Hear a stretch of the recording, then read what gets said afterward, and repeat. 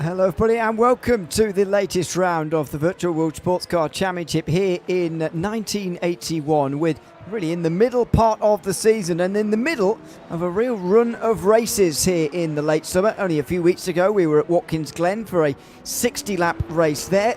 Here we come to Spa tonight, a circuit that has gone through less changes since 1981 to now than Watkins Glen has.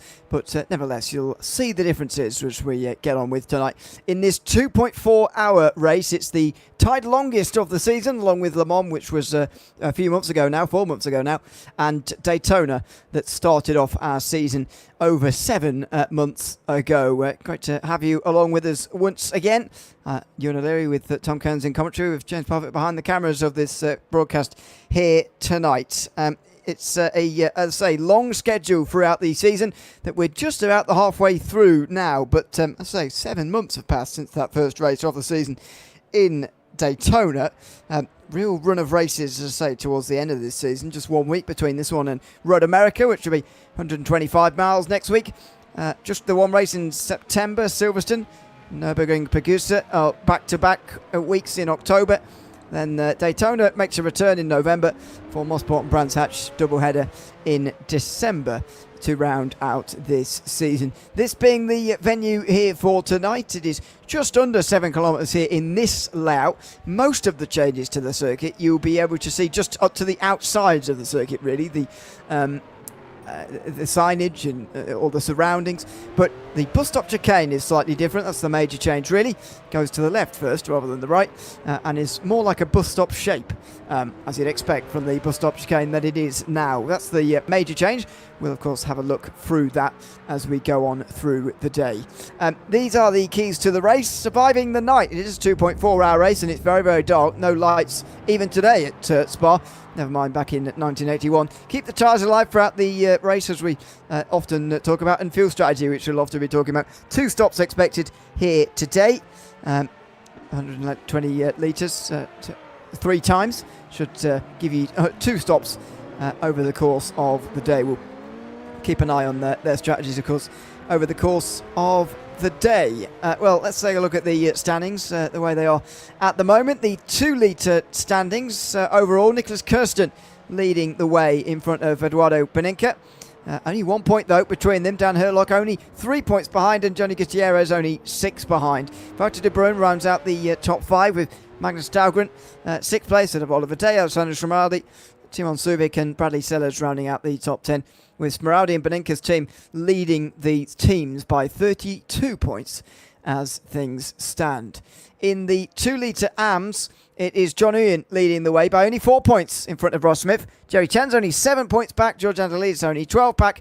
Gonsalves 13 back, and Steve Carman 17 back. Those are the 6 contenders, really, you'd say, at this stage in the season, with George Angelidis and John Uyen's team leading the way by 5 points for Vinicius Gonsalves and Ross Smith. I believe that was a change from last week at Watkins Glen, when Ross Smith and Vinicius Gonsalves, who I don't believe was there, and Smith, who didn't have a great race, were losing points for that team indeed. In the under 2-litre Pro category, it's JT Tarmy leading the way, beginning to stretch a bit of an advantage. 10 points over Ethan Funk, with Alan Smith not that far away either. Then a bit of a jump back to Matt Wright, Ben Borman, Becky Lee Clark, who are all grouped in there. And an even bigger gap back to the rest. JT Tarmy and Ethan Funk, who are battling out for the championship, are leading the teams by a long way as well, as are some of the championship contenders in the under 2-litre AMS. John Mayer and Matthew Overton on the same team, of course. Christian Dozier in there as well, tied on points with John Mayer at this stage. Carl Stewart, Peter Meyer and Alex McBean, the others in that class. Well, there are 20 drivers, as I believe we had last time, out on the circuit in qualifying. Which has just come to an end, actually. We've got 2-litre Pro and AMS, so we've got an under 2-litre class as well, but no AMS for that category here today. As I say, myself, Ewan O'Leary, Tom Kearns in commentary with you here this evening. It's going to be one of the longest nights in the Virtual World Sportscar Championship this season here, Tom. 2.4 hours here at Spa tonight, and we've just gone through that chicane there, watching Dan Herlock complete what's surely his final lap of this qualifying session. That's the major change that really has been taken onto Spa, which otherwise is fairly unchanged in terms of layout. As I mentioned, the surroundings are very different, but in terms of layout, very similar to what we have today. Absolutely so. And the barriers are a lot closer here compared to what we'd see in 2026. Survival of the fittest, I think, is the objective. Who can hold their nerve over the course of today? There's a timescale of 10 times real-time speed. So, of course, the day is going to evolve a lot quicker compared to normal. That'll be something the drivers will be very mindful about. And like you say, Ewan, they have reached the end of qualifying, and we'll shortly find out who will line up where for today's race. And we're going to also get a word with Ross Smith as well, who's joined us in the booth, and we'll get a word with him on how today is going to go. Ross, good evening. Good evening, everyone. How's it going in here? Good to have you with us, Ross, in this warm-up session. Want to just briefly touch on qualifying, which you've just gone through there in the 2-litre AM category as you're taking part in this season. Qualifying 16th, if I'm not mistaken, from that session just seen there, the results coming through. First of all, personally for you, before we get on to the more broader stuff about this race and the league and so on, how was that qualifying session for you? Pretty awful. Unfortunately, just couldn't get the lap that I wanted in there, but it's a long race, and we have a strategy laid out for how we're going to deal with it. So we're feeling pretty confident about it. It's just a matter of what's going to happen during the race, and there are a lot of obstacles to overcome, not just for us but for everyone. So we're just staying focused on that and trying to make sure that we keep the cars clean and make it to the end. Well, indeed, and in the keys to the race, survival is one of the big factors, especially overnight. Tom just pointed out the 10 times advancement in the time, which, so you do the maths, that's a 24-hour race, time simulated, which means we're going to go through a whole darkness period. First of all, do you know how long that is actually going to last, the proper darkness here? And just give us a sense from your own point of view, how difficult that dark period is going to be, how hard it is to see in those conditions. It's about around half, but you have twilight coming on either side of it, so I'd say that the effects of darkness are probably for a good 65% of the race for sure. And it is difficult. Spa, like we spent a lot of time looking at historical footage and images and everything, and it's very dark out in those woods. The only light sources that they really had were right around the paddock area. So on any of the buildings and everything that are right along the track on that front straight and down the hill, that's kind of it. Once you get beyond that, it's just headlights to guide your way. And they were not the best during this time period, especially for as much as the road undulates and moves around. So you got to be on your toes. You got to know where you are and not lose focus. And for as long as this race is, that's a big challenge.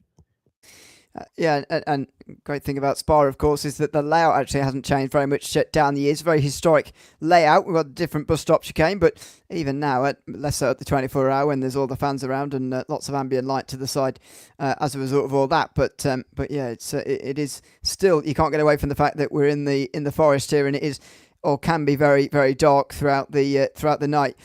In terms of this season now, we're pretty much halfway through the rounds, but over the next sort of 4 months or so, 5 months, we've got half the season crammed in really to the back half of the year. And from memory, in terms of doing the same series, obviously doing the historics, 2 weeks in a row, I don't remember doing it so often. Next week we're at Road America.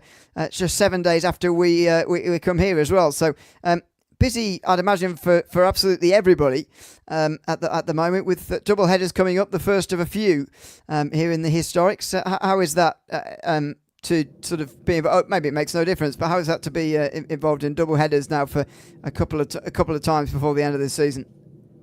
Well, double-edged sword a bit, because at least you've got track time, and certainly with just understanding these vehicles, getting in the seat and moving around, you have a sense of where the car needs to be. Some drivers have commented that they've finally started to work out a sort of a baseline for where the car is good to set up from and kind of work from there just on the proclivities of each track. So yeah, it helps you that way. But yeah, like you're saying, it's a quick turnaround. There's not a lot of time.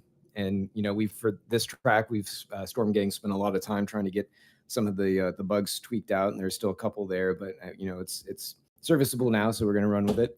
But yeah, it makes it difficult, and certainly with eyes on the prize to try and get through the end of the rest of the season here, the second half, you got to make sure that no matter what happens at this one, that you carry through on the next one. And if you're in a good spot, you keep pressing that advantage, and if you're falling behind, then you're doing everything you can to make it up.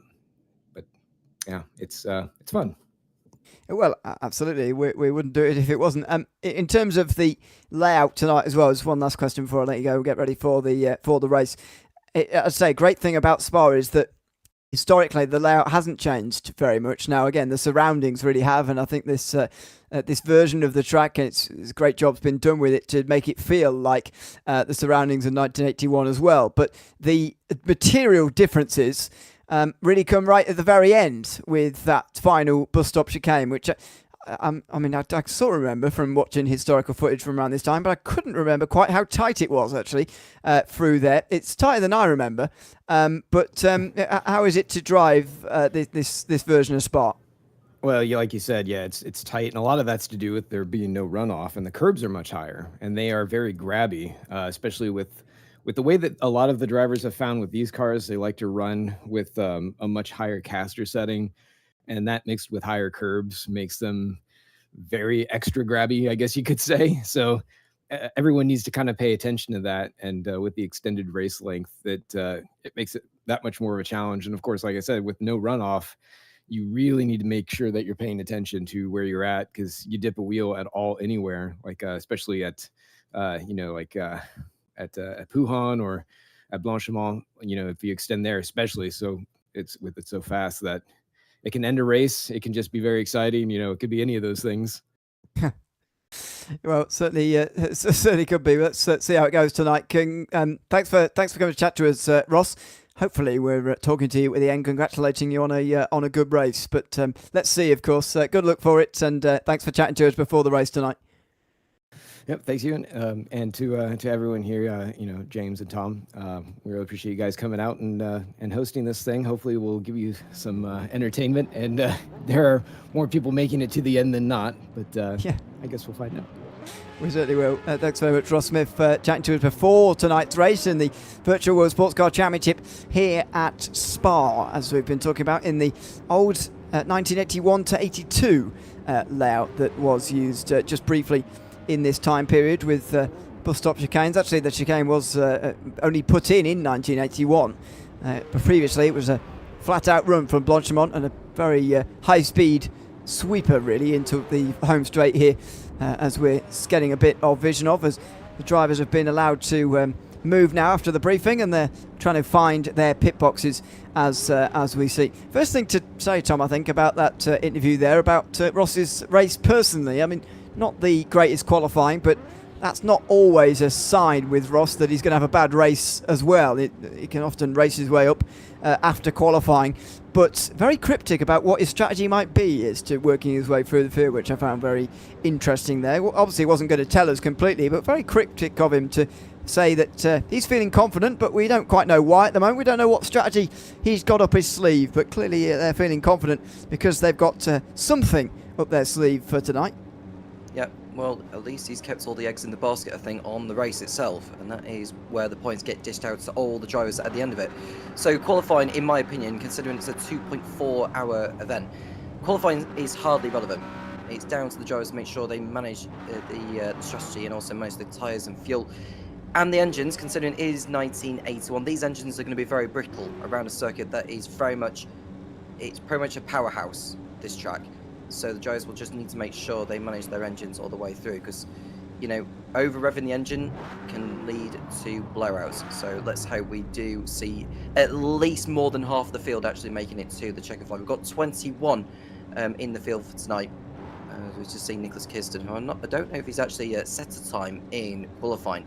But like I say, I don't think it'll be relevant. It'll be more about just keeping out of trouble all the way between now and the end, considering the timescale that we've got here. No, I don't think he did set a lap time in qualifying there, by the way, and we'll start from the back. Late joiner, but as long as you're in before the race, then you'll be eligible to begin with everybody else. So we're starting really at a run of races now of back-to-back races, really. This one is with Road America after it next week. In October there's a double header, and in December there's a double header as well to end off the season. So it's a very, very busy time in terms of these drivers in this series. This is where the championship really gets won and lost, because Going through the standings earlier on, you notice that they're all very close. In 2 litre Pro, it's 1 point. In 2 litre Am, 4 points. In the under 2 litre class, it is 10 points, and that's the biggest of them.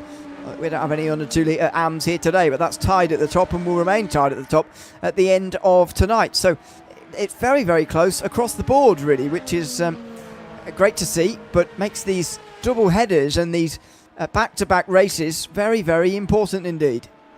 I couldn't agree more, and you've got to consider the drop rounds as well, because we know that some drivers have skipped some races. Nicholas Kirsten was one of them, of course, who missed Watkins Glen last time out.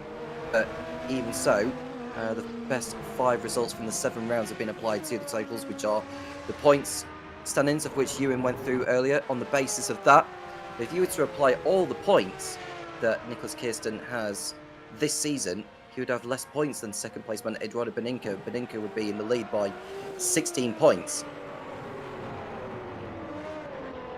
Yeah, could be a big swing as the checker flag waves on this warm-up session, and very soon they'll be onto the grid for the race, and we'll go through that grid when it's available in the race session for us. In just a few moments' time, you're getting your first view, really, as we go through here. The surroundings, really, it does make such a big difference as the session does get advanced now. It makes such a big difference, the actual surroundings here in so many places. How far away is the wall? Where's the grass brought up to the edge of the racetrack? Where's the gravel?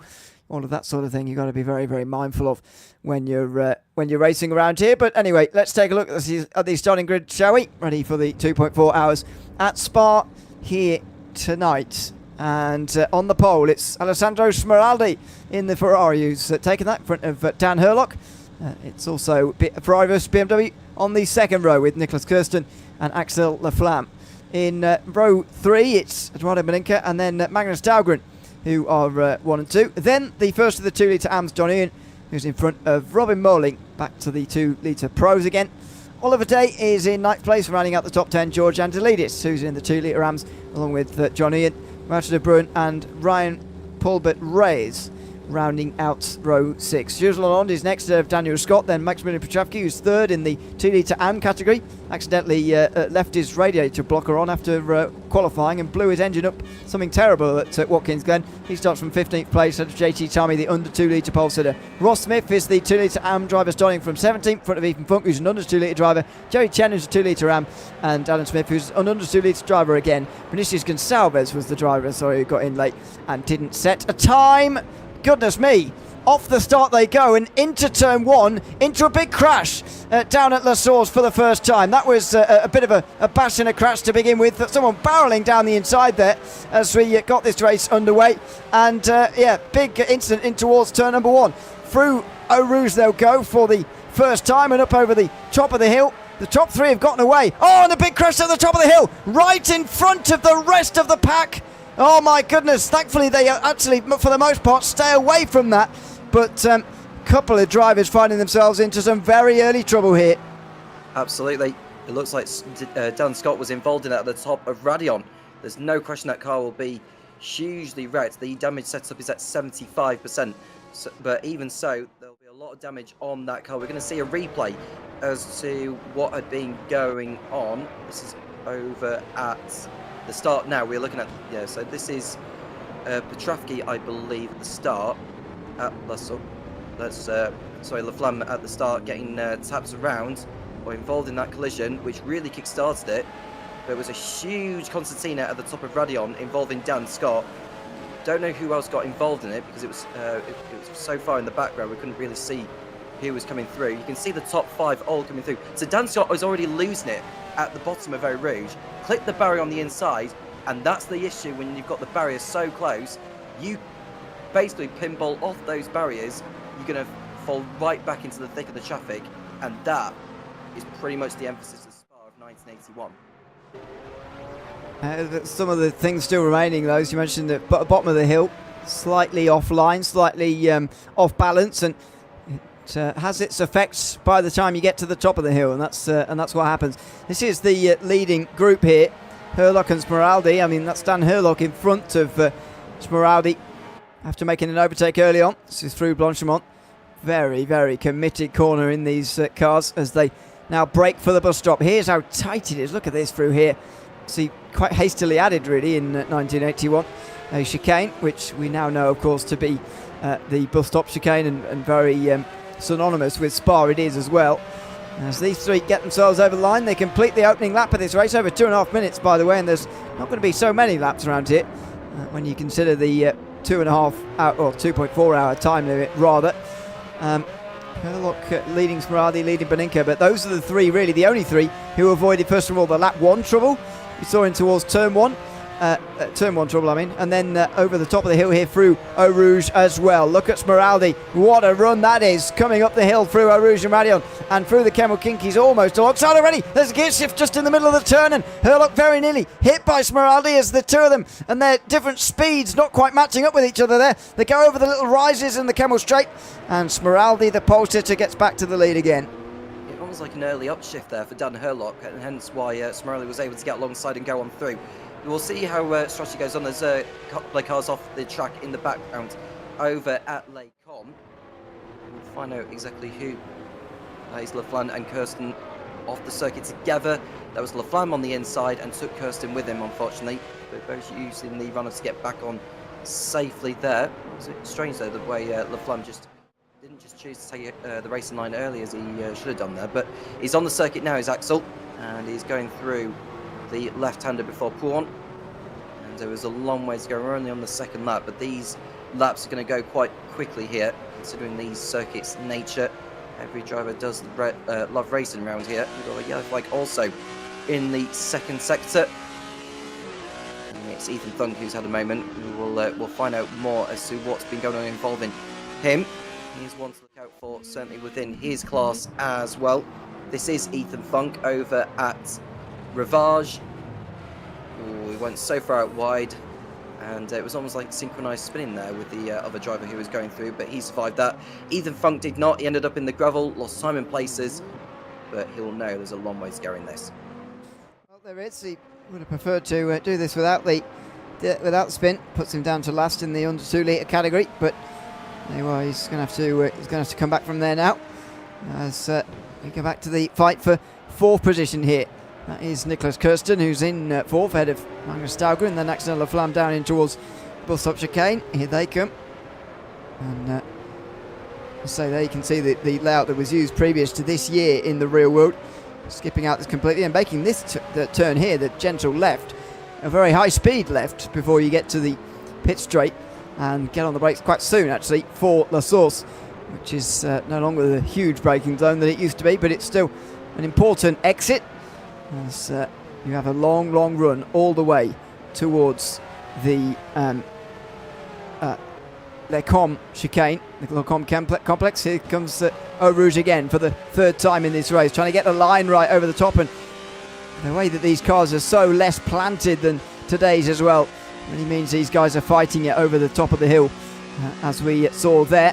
Laflamme not with a good enough exit this time to really challenge Magnus Dahlgren. No, he's not even in the tow either, so Laflamme, I think, may as well just use the opportunity to manage engine and his fuel at this point. Smeraldi has gone off the circuit, I believe, and Beninka went on through, so I think Smeraldi made a mistake over at Les Combes, Ewan, and is allowed Beninka to go on through, so a switcheroo there between the two teammates. But Herlock is pulling clear, 1.6 seconds out in the lead as he goes towards Pouron corner. John Uyen is in the lead in the 2 litre AMs, and Jason Tammy dominating things in the under 2 litre pros. But you can see that's Laflamme playing out the slipstream there a little bit there on. That is Dahlgren going into Pouron corner. Well, he's made the move stick, although a little bit more ferociously than he would have desired that. That was very well, a bit late, but oh, and the smoke in the background as well. Dear me. That is Dahlgren. Hopefully that. Oh, and there's a slide and a spin now through the Fania chicane, and he goes round a second time, indeed, or halfway round a second time. Now, has that engine smoking got anything to do with this, or is it all okay? Sometimes you do see these engines smoking, just sort of recreationally, as it were. But I think he's all fine. That spin seemed to just happen on its own. He's lost a couple of positions to some AMs, and so he's down to 10th place overall. But You mentioned it earlier on here, Tom. These engines much more brittle than the ones today. They can blow up a lot easier. As I mentioned in the previous round, we did see an example of that at Watkins Glen. It was Maximilian Petrovsky who made a very good start, and he's still smoking here, is Dahlgren. Made a very good start, but he accidentally left all his engine blocked up because his radiator's blocked up, because that's faster in qualifying, but so you can't survive an entire race like that, and spectacularly blew up the engine. I hope the same's not happening to Magnus Dahlgren here, who was intermittently smoking at the moment. Yeah, well, he'll hope that engine smoke goes away anytime. So we're looking at the battle now involving Wouter de Bruyne, who's about to make his move on John Uyan. They are in different classes between these two, but de Bruyne is at the inside into La Source, and that was probably the easiest overtake he's about to do all race, in my opinion, Wouter de Bruyne. But he's headed on through into P7, not just overall, but in class, and now he can get on with the job of going after Robin Molin as Dahlgren makes his way into the pit lane to get the issue sorted out, because there's nowhere on earth he could have carried on, I think, with the amount of engine smoke. Oh, you could just see John Uyan riding the curb all the way through Eau Rouge there, but that loss of momentum has allowed Ryan Polbert Reyes to just sail on by him. It's almost like Uyan didn't even move there, or the car didn't even move the way Polbert Reyes went on by. So that just shows you the importance of a run onto the Kemmel Straight. You can be very, very exposed if you don't get one coming up here. And so Ryan Polbert Reyes goes through into the lead, of course, in the 2 litre AM category. It's a very good start indeed for him. The other category leaders, JT Tami at the moment in the under 2 litre the under 2 litre category rather, not AM or anything. He's leading by a good margin over Smith and Funk as well, who's down the back of that class through Pouon. And Uyan's able to get a little bit closer, start to reapply that pressure here, but it would be a difficult overtake for him to make in the next few moments. Let's see as he comes towards the chicane. No way through at the moment, just beginning to apply that pressure to Reyes for the first time really since he got through earlier on this lap. Obviously, Paul Rose just trying to pull out a margin. I mean, the drivers doing their own games at the moment with how much they're pushing hard with the engine and how much they're pushing with the fuel. It's a long lap round here as well, Ewan. So it's going to be vitally important to make sure you save enough fuel to do all the laps you want to do before you pit in. But as the race goes on, and we are expecting 2 stops, I think, for all of these. Although some will try and stretch out the stints to shorten the final stint before the race is over, in the case that you can get a run on the rival of theirs in their own class. Herlock's lead now 2.3 seconds. He's posted a new fast of the race as well, 2 minute 27.433. Comparing the, and you can see Petrovsky closing in on Ewan in the fight for second place in the 2 litre AMs. You can see how much curb there Petrovsky took. It was very risky, but it's about to pay off because now he's well and truly alongside Ewan into the first corner of this Spa racetrack, and Ewan will have to yield that time around. So, a kick of wheel spin from Petrovsky, a little bit too greedy on the throttle on the exit, but he just about holds on and pulls away. It's weird at the moment. Petrovsky is faster in strange places there. Despite that slide, he had a much better run over the top of the hill. It's a huge risk he's taking there, and he only just catches it, but catches it well, and he's up to second in the 2 litre AM class now. Let's hope that he's not running into the same problems that we saw last time out. Magnus Dahlgren is back out onto the racetrack again, by the way, after stopping earlier on, but is nearly a minute off of the race leader, and it's what we've seen time and again throughout this season, isn't it? Some very, very long pit stops just make things interesting in terms of trying to come out in some clean air. I mean, that stop for Dahlgren was not as long as what we've seen for some of the others this season, because it was only a few seconds, and he's not been out there very long, so can't have needed much fuel. Maybe some other adjustments have been made, but when we get round to them, these full tank pit stops are very long indeed. Yeah, I'm watching Petrovsky as well. It's almost like the car is twitching every time he applies the brakes through the corners, so we'll keep an eye on that. There are the 2nd and 3rd place drivers in the 2 litre pros. Eduardo Beninca, who goes a little bit too deep into campus, but just about gets away with it. But there's no question that Smeraldi will be within range to attack as they go towards the bus stop chicane. You can just see Dan Herlock not too far out in front, so it's not like he's running away with it. He's managing that gap so far, and I would expect to see one of these three come away with the win today, but of course anything can happen in an endurance race like this one.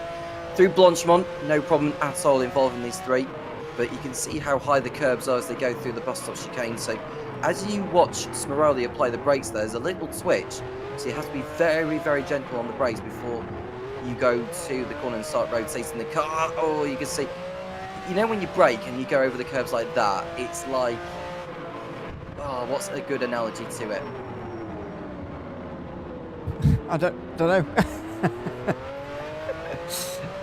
I can't help you. We'll keep thinking. Or answers on a postcard. If Yeah, you've got that's any, probably the best way to if you've got any idea. James caught with a kangaroo hopping through the outback. There you go. That's all right. Yep. They operate. Oh, kidding me. Smeraldi over the top of the hill there was hopping over the curbs as well. Not in a place you want to either. Here comes Laflamme. He is right in the slipstream of Nicholas Kirsten now, and he might have a chance in towards Lecombe. Not a great start for Laflamme. Of course, he was hit down towards La Source on the opening lap. Now he's beginning the fight back, or continuing the fight back. Can't quite get down the inside of Kirsten, who makes a mistake anyway. He's been put off as Nicholas Kirsten, and Laflamme's surely going to get past him now, or is Kirsten just going to rejoin ahead? Well, that might well be, and he's going to let him go, I think. Stays to the outside for Ravage. Is he letting him go or not? Hard to tell what's going on at the moment. I feel Laflamme, if he isn't let past here, might feel a bit hard done by. Yeah, well, every time you go across the chicane like that, you know, if you keep hold of the position by going off the circuit, you have to let the driver behind through. And I think there's been a change for second place as well, as Smeraldi gets by Beninka now. So I think Beninka's recognised the fact that Smeraldi was actually going quicker. So Beninka down to third place, whilst we'll watch this battle for fourth, but the drivers will know that I think you get up to 4 track limits before a penalty gets dished out. But I think the fact that Kirsten went off the circuit, I think that's more than 1 track limit violation. Yes, yes, indeed. So you'll have to keep an eye on this for the rest of the day. We're still early on here, of course, tonight. Just 15 minutes gone of the 2.4 hours at Spa here tonight. 2.4 hours, of course, 2 hours 24 minutes. Trying to work out what 1/3 of that actually is, so that we can split out these stints properly. I'll do some mathematics in a moment. But it's about, 47 minutes, 48, 49, something like that. So if you can get to sort of 50 minutes or so, then you'll be fine. An hour 35 to go, that would be. And that's what you're looking to get to. But these guys should be able to get to there fairly easily and make this a 2-stop race, from what we've heard, fairly comfortably through the final bus stop chicane. And the longer Kirsten keeps Laflamme behind him, in a weird way, the easier it gets, because he's more suited and better practiced for keeping away his attacks. And again, in towards La Source, he's not able to go through. Now an important moment for Laflamme here as he gets out of La Source and maybe has another go at Lecombe. Yeah, we'll see. What you may notice at the top of Radion, there's a little bit of runoff, a little bit of tarmac on the inside, but I think Laflamme has recognised that, what I should say is that Kirsten has recognised that Laflamme was about to come through. So rather than fighting it out through Eau Rouge and all the way through the Camel Straight, he thought it would be better just to let him go and then just be dragged in the draft, essentially. Getting that tow, which will help the fuel as they go across the Camel Straight.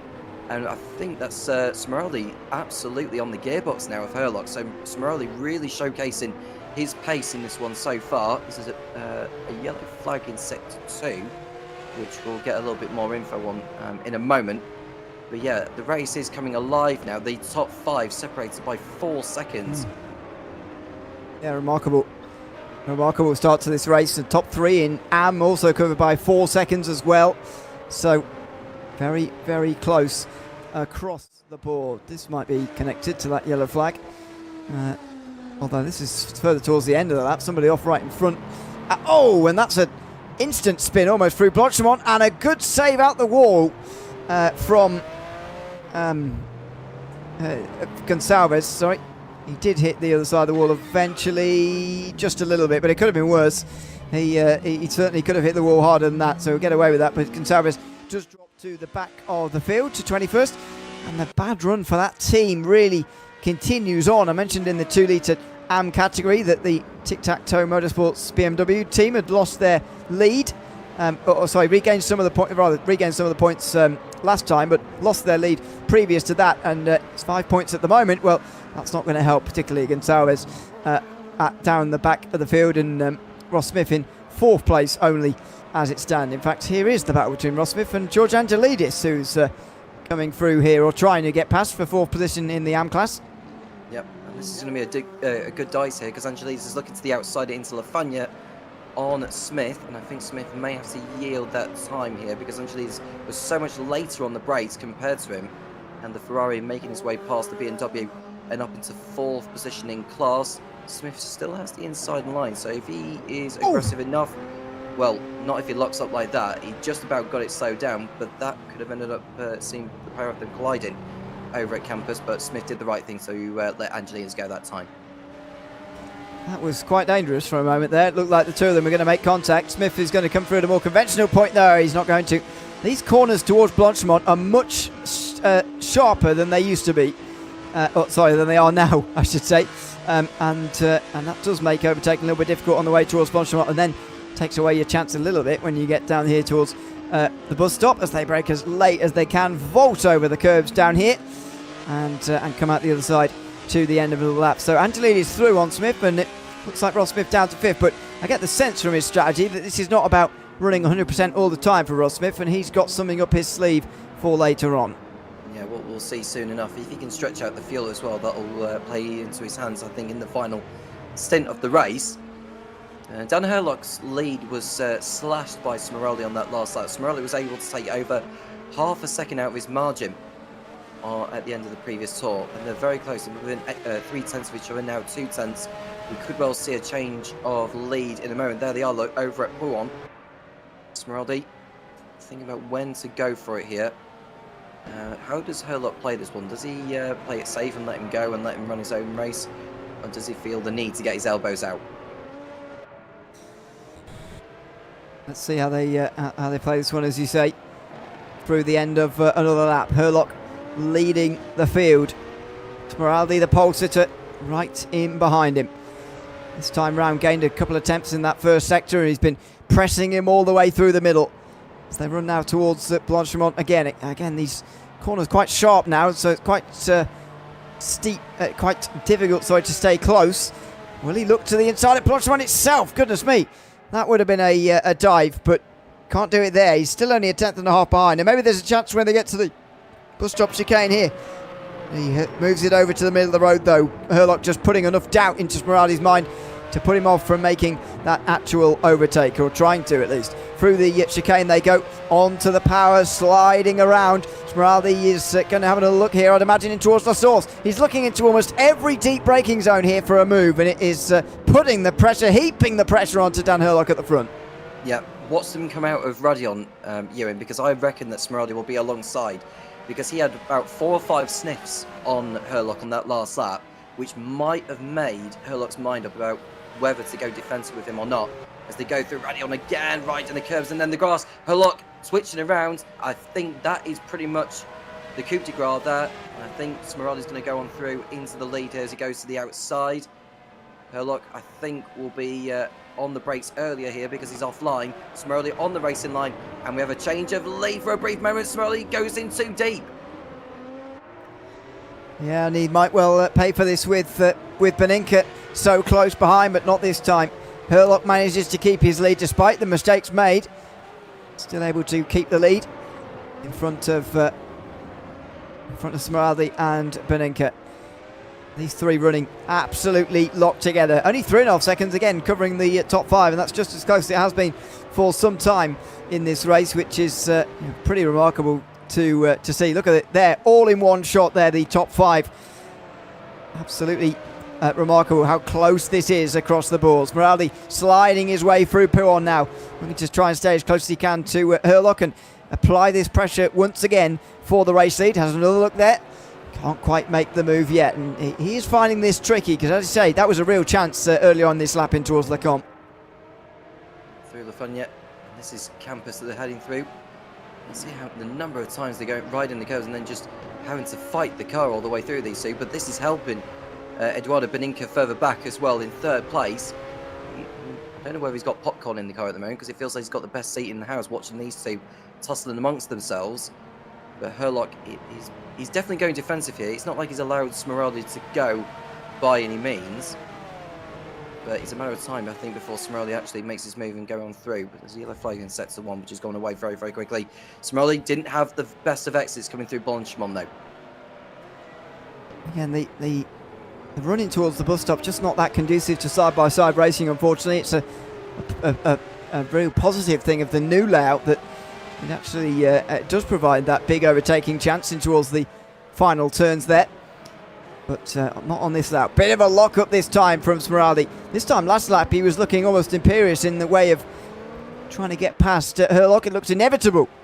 Not looking like that right now as he locks up in towards La Source. But actually, in these cars, you see run through a Rouge and Radion, which matters just as much for your chances at Les Combes. Up the hill he comes again, and look how close he's getting again. He's sliding this time into the grass though, and that won't help him. Herlock didn't have the best run himself, but Smeraldi runs wider into the grass, but it might not matter. Over the humps on the back straight they go, and in towards Les Combes. It's like a replay of the previous lap. He's on the outside, Smeraldi, but he breaks earlier this time. He hopes for a mistake from Herlock, who does go a bit deeper, but doesn't make the mistake that he was waiting for, and Smeraldi can't get past. Dan Herlock stays in the lead of this race. But again, every time they come towards Les Combes, he's looking under threat. Yeah, I mean, Smeraldi recognised from last time that the outside line to pass Herlock wasn't the way to go, so he backed out of it wisely before they got to the corner. This is over at the bus stop, and that's Angelina spinning by taking too much curb, unfortunately. Unlucky there for him. He has lost time. He's now fallen back behind Ross Smith, I believe, there. And, well, no, he's ahead of Ross Smith ahead now. Dan Scott, meanwhile, has retired from the race. So it's a big shame there. Dan Scott, who had that shunt in the barrier at the start at Radion.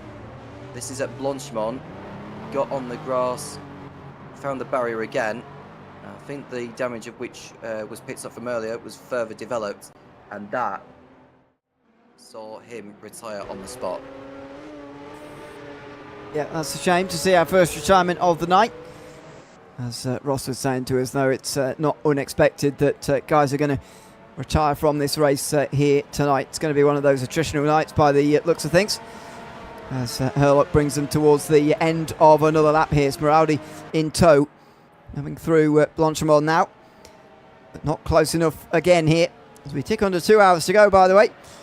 First half an hour of this race almost complete. Herlock, oh, and he does get it wrong this time. He's locked up multiple times. He's gone over the curbs this time round. And so Smeraldi is able to get closer, but then he makes a bit of an error, sliding his way out of the bus stop chicane. And that allows Herlock the breathing space he would have been hoping for after that mistake. Yeah, the fact that he went over the grass, I think, gave him a little bit of advantage, because when you ride over those curbs, you're not increasing speed at all. Whereas if you went over the grass, you're more likely to increase your speed through the corner. So in my opinion, I think Herlock gained an advantage on the exit, but we'll see how it plays out in terms of the chat limits later on in the race. Can Smeraldi get the run out of Rouge? No, oh, no, he can't. That is the closest that Smeraldi had been to end up in the barrier at the end of it there. And Beninka, there's no doubt, I think may end up going into second place, as he's a lot quicker than Smeraldi at the moment. And so Beninka goes into P2. But that was a terrible mistake there from Smeraldi. A golden opportunity missed to go past Herlock when Herlock went off the circuit. And then Smeraldi made an even more ferocious mistake, if that's the right word to call that one. But yeah, that was so close to Smeraldi's race ending right there and then. It was a good save over the top of the hill there, absolutely. Beninka able to take the biggest advantage of it and take the position as a result of all that. So Beninka moves through. Will Smeraldi let Axel Laflamme through? Well, not quite in the amicable way that he let his teammate through there, but he may well not put up too much of a fight if a mistake like that is made. And yeah, maybe the presence of his teammate here will help Smeraldi in a sense of just taking a little bit less risk, because he has been taking an awful lot of risk, I would say, to actually try and overtake Dan Herlock for the lead at what is realistically an early stage of the race, where whoever's leading is, well, there's certainly no points dished out at this point in the race. It's all in 2 hours' time, and it's probably a good thing for Smeraldi to be reminded of that, sat behind his teammate. Yep, this is Laflamme right behind, just waiting to make his move as a lock-up as well from Smeraldi. So this lap is probably the most erratic that Smeraldi has had all race so far. And he probably just needs to calm down at this moment in time and just get back into a rhythm and go again.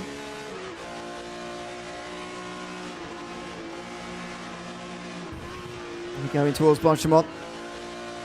Nice line from Laflamme, but even so, Smeraldi able to retain good speed around there.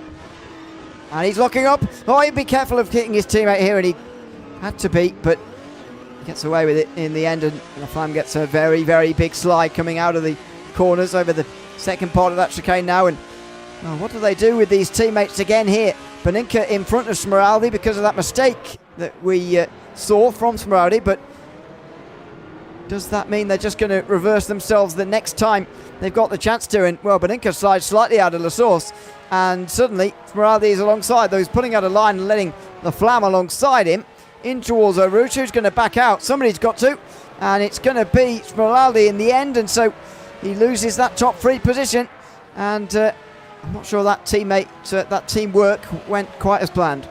No, but full marks to Laflamme's bravery there and going for it on the inside.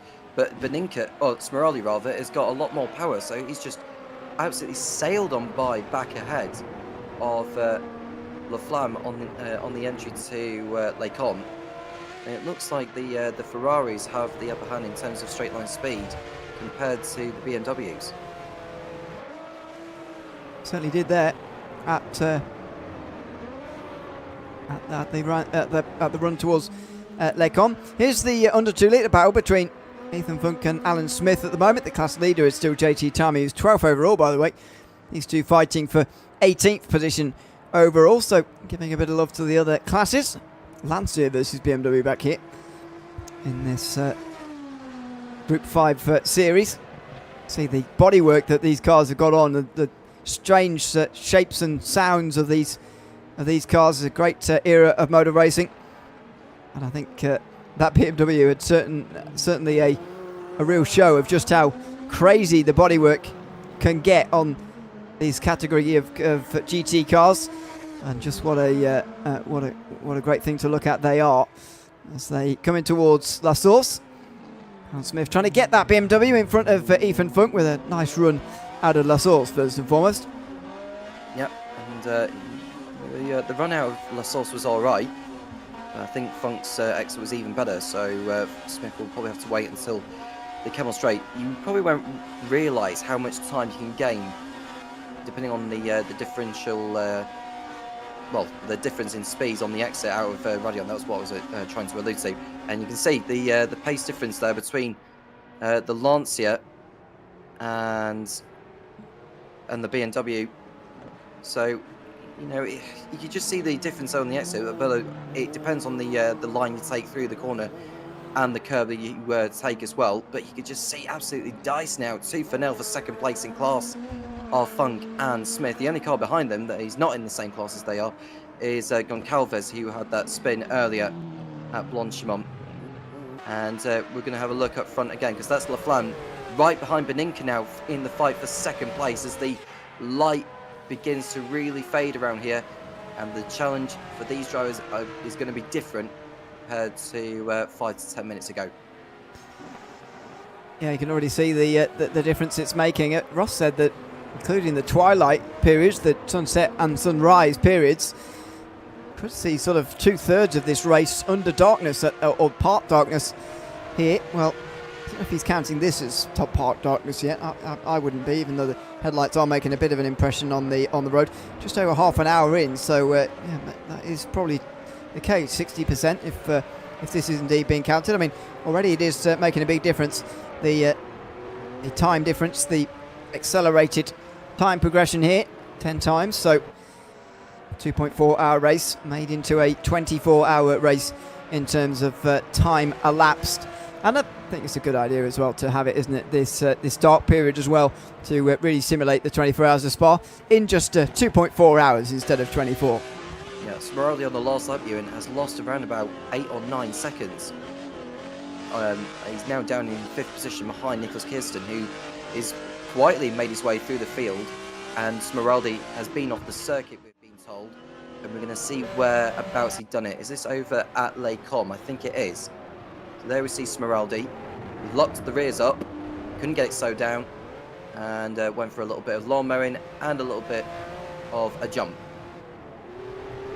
He joins quite nicely, but yeah, he makes a mistake and drops even further back. So the pole sitter in this race is not feeling comfortable at the moment. As well, I'll take back what I said about the darkness earlier on. It is getting dark now.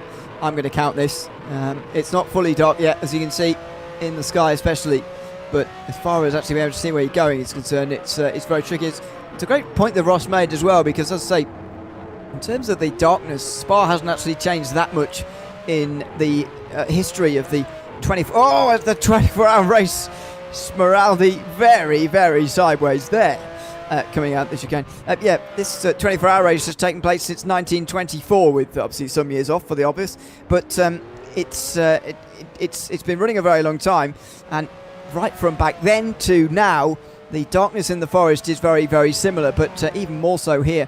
There's no Ferris wheel lighting up the sky or anything like that. There's no crowd on this on the side of the road to sort of lighting it up a little bit. Absolutely none of that. It is just very, very dark. We'll obviously take more onboards throughout the night, because A, it's the best way to see what's going on, and B, it is a spectacle to behold. Out front though, Laflamme has gotten past Beninka now as well. So suddenly Axel Laflamme has gone from spun at turn 1, involved in an accident at La Source, to second place and running down the race leader Dan Herlock. Yeah, I think the fact he was at the back of the field, gave him the wake-up call to make sure he made up all the ground and go back into second place, which is where he is at now. Another driver I will mention is Magnus Dahlgren. If you remember, he was suffering engine issues, which forced him into the pit lane. He's now up into P11 overall, but he's still got a long way to catch up. He's chasing after John Uyen, who is sitting in third place in the 2-litre Rams. Yeah, I can't be sure that Dahlgren did actually, because I'm kind of hesitant to say that he came in for engine issues, Dahlgren, because I'm kind of thinking, well, what would he be able to do that would help? But maybe that is the case. He's flashing the lights here, as if to say, today go on past or don't go on past. Dave responds with another flash. Oh, that's John Ian rather. Not that makes a lot more sense. They're not in the same class there. So Dahlgren gets past John Ian, flash of the lights between the two of them. I think they're just saying hi, and that's the end of that. But it is a position on the overall leaderboard. He's into the top 10 now, Magnus Dahlgren, and yeah, making a very solid recovery, because as you say, he's the only driver to have come into pit lane and come back out again. But you'd imagine he, like everybody else, has still 2 stops to go. So it's not like he's done one of his 2 stops and he's now fighting his way through. I think he'll probably have 2 stops to do after that first one there, unless there's some real fuel saving, I'd imagine, in the remainder of this race. So we shouldn't be too far away from the first round of stops. We're 35 minutes into this race, and you can see Dahlgren pulling away from Uyan and going after Max Petrovsky, who's sitting in the 935 Porsche. The battle for the lead has died down a little bit. It's 1.3 seconds between Herlock and Laflamme, who was pulled away from Beninka since he got by him. So Laflamme pretty much coming into his zone. The last lap he did was a 2-minute 30.5, which is nearly 8/10 quicker actually than what Herlock did. So this is really coming back again at the front of the field. But it has felt like Dan Herlock has rather inherited the race lead, really, from the bits and bobs that have happened so far in this race, and he's just sort of holding it. But now he's starting to be reeled in by Laflamme here, who has not been without incident, as we said, in this race so far. Just coming up on 40 minutes complete in this race here tonight. As I mentioned earlier on, 50 minutes per stint is about, well, a little bit less than that, but you know, between 45 and 50, so it's sort of 48 we're looking at, but let's call it 50 just to be on the safe side. So you'd be looking to go at least another 10 minutes here, but based on what Ross was telling us, I don't think the fuel is too much of a concern around here in terms of actually having to save some just to make it on 2 stops. There didn't seem to be any indication, to me anyway, that fuel saving will be a massive factor in this race, certainly not in terms of making it just a 2-stop race.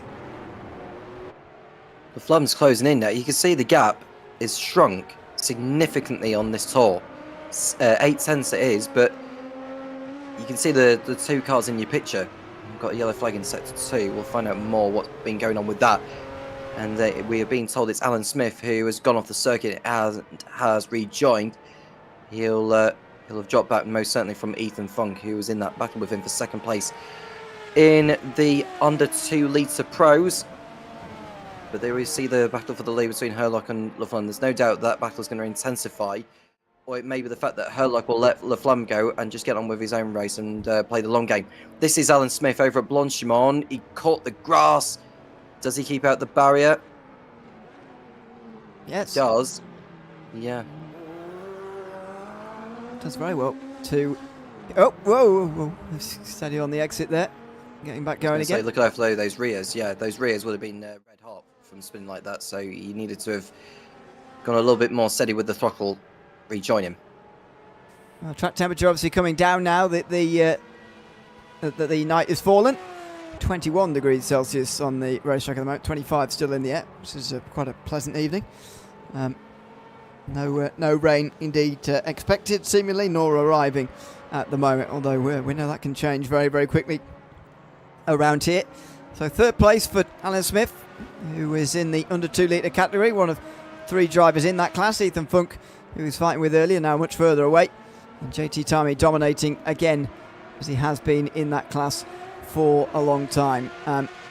Meantime, this is the battle for the lead. It is Dan Herlock versus Axel Laflamme, and it's a story of success so far for Laflamme, recovering from his lap 1 trouble.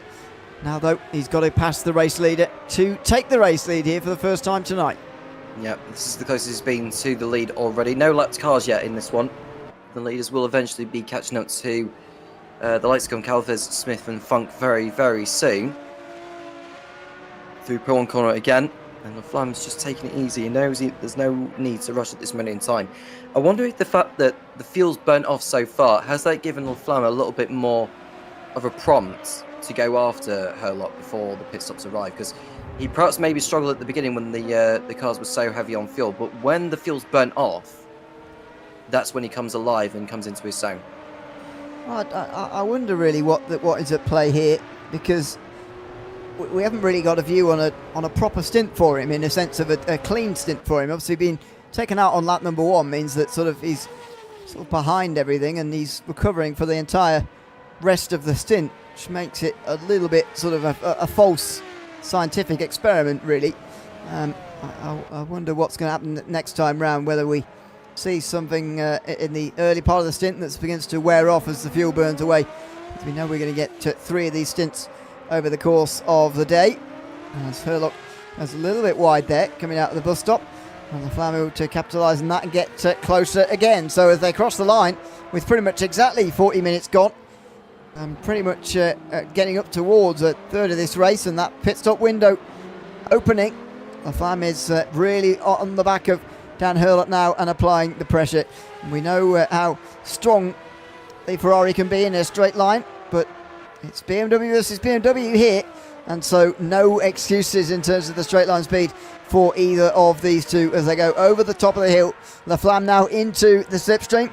I'm not sure he's quite close enough for a move this time round, coming in towards Lecombe, but let's wait and see if he's able to do it. And the answer is no for the moment. So Laflamme stuck behind Herlock as they get up to the first bit of lap traffic of the day, which is, must be Vinicius Gonçalves being lapped for the first time.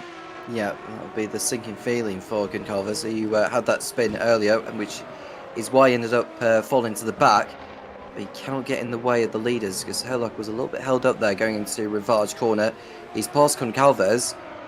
What about Laflamme? Or he's going to get bobbed down actually if he gets stuck behind. Now he needs to get alongside. Ooh, a little bit of bang of wheels there. They do flash their lights, but I don't think Laflamme appreciated being held up by Goncalves there at that left-hander. But he's got by anyhow, and the gap between him and Herlock is round about the same as before. But I think Herlock will have gained maybe a few tenths, if the most, on the back that Laflamme got held up in the traffic. Yep, just a little bit. I'm sure he'll be back again. It's Brownie might have been in some more trouble here in 5th position right now. The pole sitter. There he is. Just over 13 seconds off of the lead now of Herlock. Let's see if we can get a replay for you. This is towards the bus stop. Last lap going straight on. Whoa, and he jumps over the curve as well. Has to save it. doesn't do anything of saving it, but again, he's getting himself into a lot of trouble, and I speak about it all the time in these longer races, but he's just showing for us tonight that one lap pace is such a different ball game to the long race pace that you need throughout these ones. Yep, and this is the battle between Angelidis and Ross Smith for position, and that was the easiest overtake that Angelidis could have done there, and Smith allows him to go on through. That is a change for 4th place in class in the 2-litre Rams. So that's Angelidis doing going after John Uyan, who's a long way clear of him actually, over 20 seconds in fact. So Angelidis has got a lot of ground to make up, providing he doesn't lock up and run in too deep at Beau Rivage like that. Yeah, that's Rivage corner on this layout. That's what it's called. So the speaker's corner there for the left-hander. It's changed many times down the years as well. The names of all these corners still highly disputed. Some of them. Angelidis running overall in 14th place in front of Ross Smith and Jerry Chen, and maybe Smith just coming into this one a little bit as well. See, I don't want to speculate too much, but Ross Smith, as I mentioned earlier, was very cryptic about what he might be able to do in the later portion of this race, throughout this race indeed, in terms of strategy. I wonder whether he's thinking about a one-stop race or something outlandish like that. Well, perhaps it's no wonder that Angelidis went on through for position. So we'll see soon enough as the race continues to progress. But so far so good for Angelidis, running in 4th position. Now he can get on and go after John Uyan. Ryan Paulbert Reyes is still the leader, a long way clear over Max Petrovsky. The gap is 14 seconds as we come towards the first pit stop window. Herlock's lead is around about half a second at the moment over Laflamme, so the gap is round about the same compared to what we saw last time.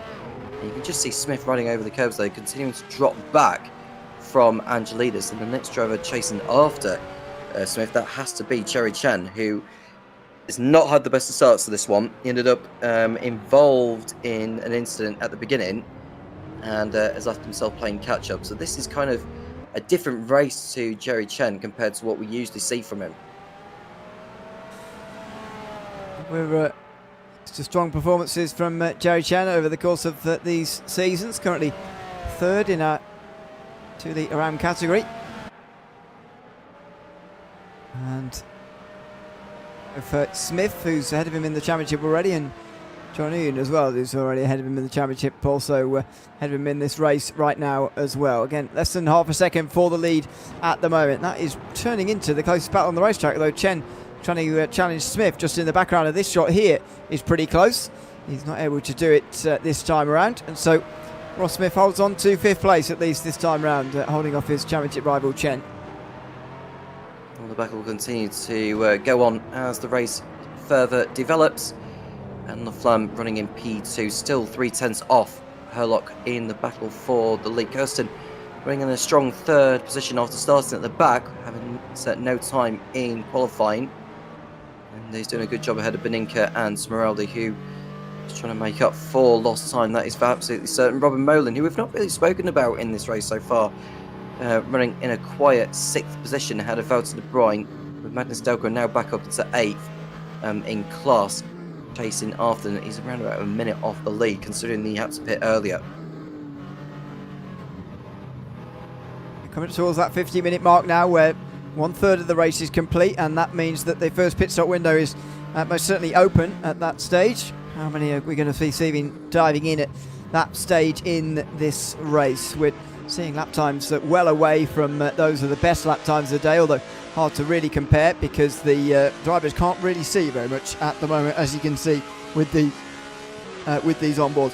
Here's the battle for the lead again. On board with Axel Laflamme as he continues to apply the pressure to Dan Herlock, but so far has been unsuccessful in really making a move. Yep, this could be the moment where he may get a run out of Stavlo corner, but not quite get alongside enough to really get the overtake done, but it'll put Herlock under further pressure for when they come out of La Source and heading towards the right hand of Les Combes. But it doesn't quite get the exit he needs there, does Laflamme, to be within range. So you'll have to give it his all over the course of the next few corners, really, to just give Herlock the fright he needs for when they get to the Kemmel Straight. They come again. You can see how much sooner Laflamme rotated the car through Blanchimont compared to Herlock. So that gives you the idea that Laflamme is pushing more than Herlock. Herlock nearly went over the curb there, nearly went over the runoff area like he did earlier on in the race. But luckily he just keeps it on the island. And so Laflamme will just want to bide his time and just try maybe a different line to make a game of it with Herlock before they get to the Camel Straight. They take a similar line through La Source, so I'm not expecting anything drastic involving these. But let's see what Laflamme can do at Eau Rouge compared to Herlock. I mentioned it earlier on, but the run up Eau Rouge so much more important in these cars than what you normally see at Spa these days for your run up towards Les Combes. And Laflamme is in the slipstream here of Dan Herlock now, looking for a move on the way towards the right-hander. This is not quite going to happen, I don't think. He's getting in the mirrors here time and again, but Laflamme's progress has really been stalled by Dan Herlock here, who is just putting his car in the right places, and Laflamme at the moment doesn't have an answer. He doesn't, and then they're coming up to their next back marker, which will be Ethan Funk, who is running in second in the under 2 litre pros. As the top two in the 2 litre pros go through the right-hander of Ravage and down the hill once again. Laflamme not able to make a move just yet, but like we've been saying time and time again, the pit stops can change all that. The pit stop times as well, Ewan, will be something to look out for. Whether Laflamme may decide to do a shorter one and go all flat out before the final round of stops, or whether he wants to try and do maybe the same strategy as what Herlock is doing and overtake him on the circuit. I think he'd rather do it in the pit lane, but he might not have a choice. Let's see. So he looks to the inside here. Into Stavelot. Axel Laflamme has got the race lead here in front of Dan Herlock. And it turns out he's not waiting for the pit stops. He's not trying to do this the old strategical way. He's just going to do it on the racetrack and fire down the inside at Stavelot. Now, something we haven't seen really at all in this race is Dan Herlock trailing. And is he going to strike back straight away, or is he going to show signs of a driver who doesn't really want to make a move just at this moment?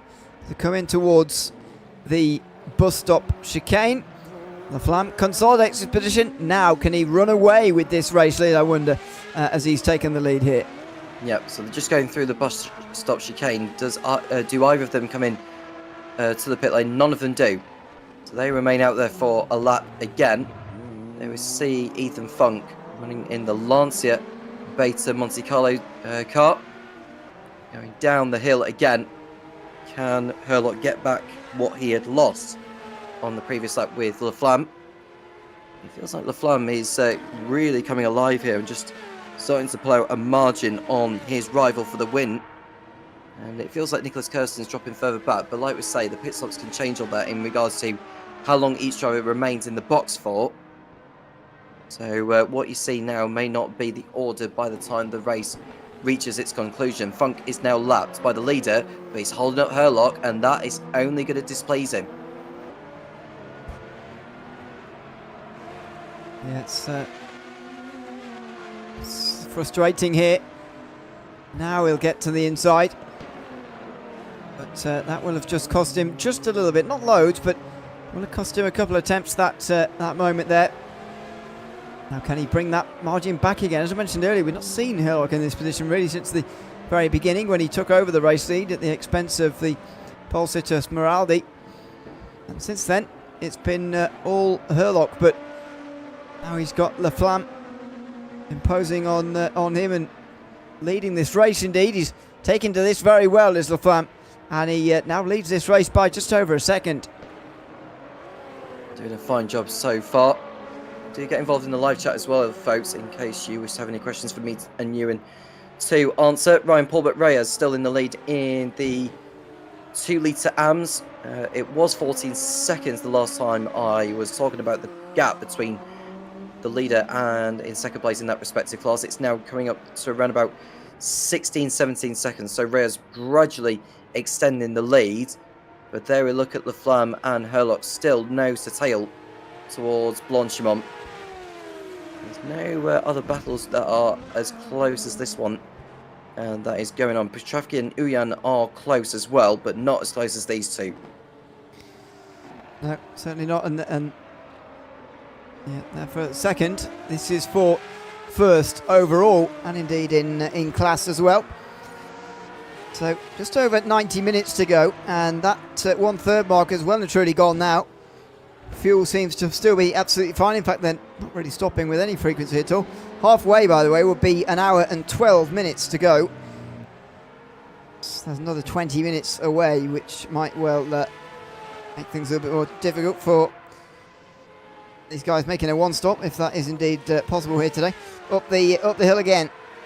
Herlock is just losing time down the back straight here, even in the slipstream of the Flam, and it's giving the race leader some security right now. Although Herlock can't complain too much. He was enjoying a race lead himself up until very recently for the majority of the opening of this race. First 45 minutes or so, he was enjoying the race lead and having to fight to win it back again. So answering the question in terms of Herlock saving fuel, I'd be inclined to say yes, but not an awful lot, because he still wants to be within range to have a go at La Flamme later on in the race.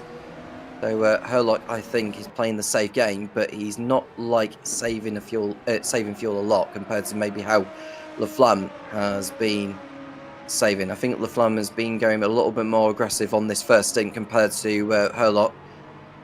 Nicholas Kirsten running in 3rd position at the moment. As we can see, a yellow flag in sector 2, which has been kind of flickering. So we'll find out more. We'll find out more what's been going on with that. So what has been going on here for Benenka down? Whoa, late on the brakes in towards Ravage, and still going straight on. Oh, it's almost impressively found the wall down there at Ravage. Just went straight on, and as soon as he was in the grass and the gravel, he was not going to get it stopped before the tyre wall went. Is he stuck in the wall? No, it looks stuck in the wall. Oh, there we go. Don't know what was going on there. It looked like he was stuck in the wall for a moment. Now he's, yeah, there we go. Now he's going again. That has cost an absolute age for Benenka here, who is all the way down to 5th position. That doesn't sound like a lot of losses. And indeed, it's not a lot of positions lost, but it's a lot of time lost. He's 42 seconds off the lead now, whereas he was in the top 5 earlier, which was all within sort of, well, 4 seconds in one stage, but now within 17. So that's an awful lot of time for Benenka to lose. Yeah, 100%. And that has spoiled his race as well, because that's left him with no chance whatsoever of becoming a threat to La Flamme and Herlock. And we've got our first scheduled pit stop of the race. It's Alessandro Smeraldi who is in. So, Smeraldi into pit lane. James thinks it's the second time he's been in. I think it's the first. Yeah, I was going to say it's the first. Yeah.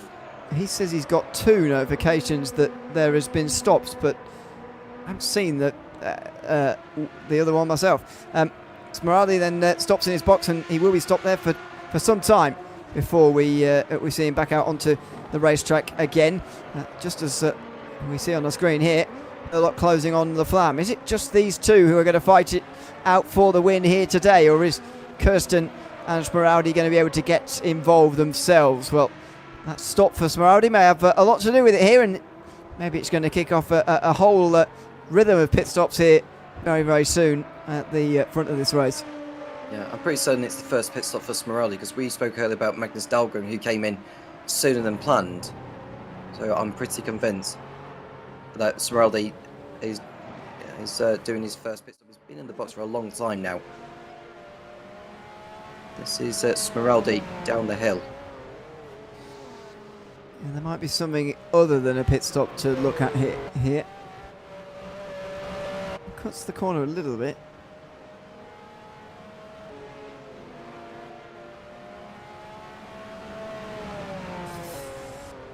Yeah, I think that is a glitch in the system.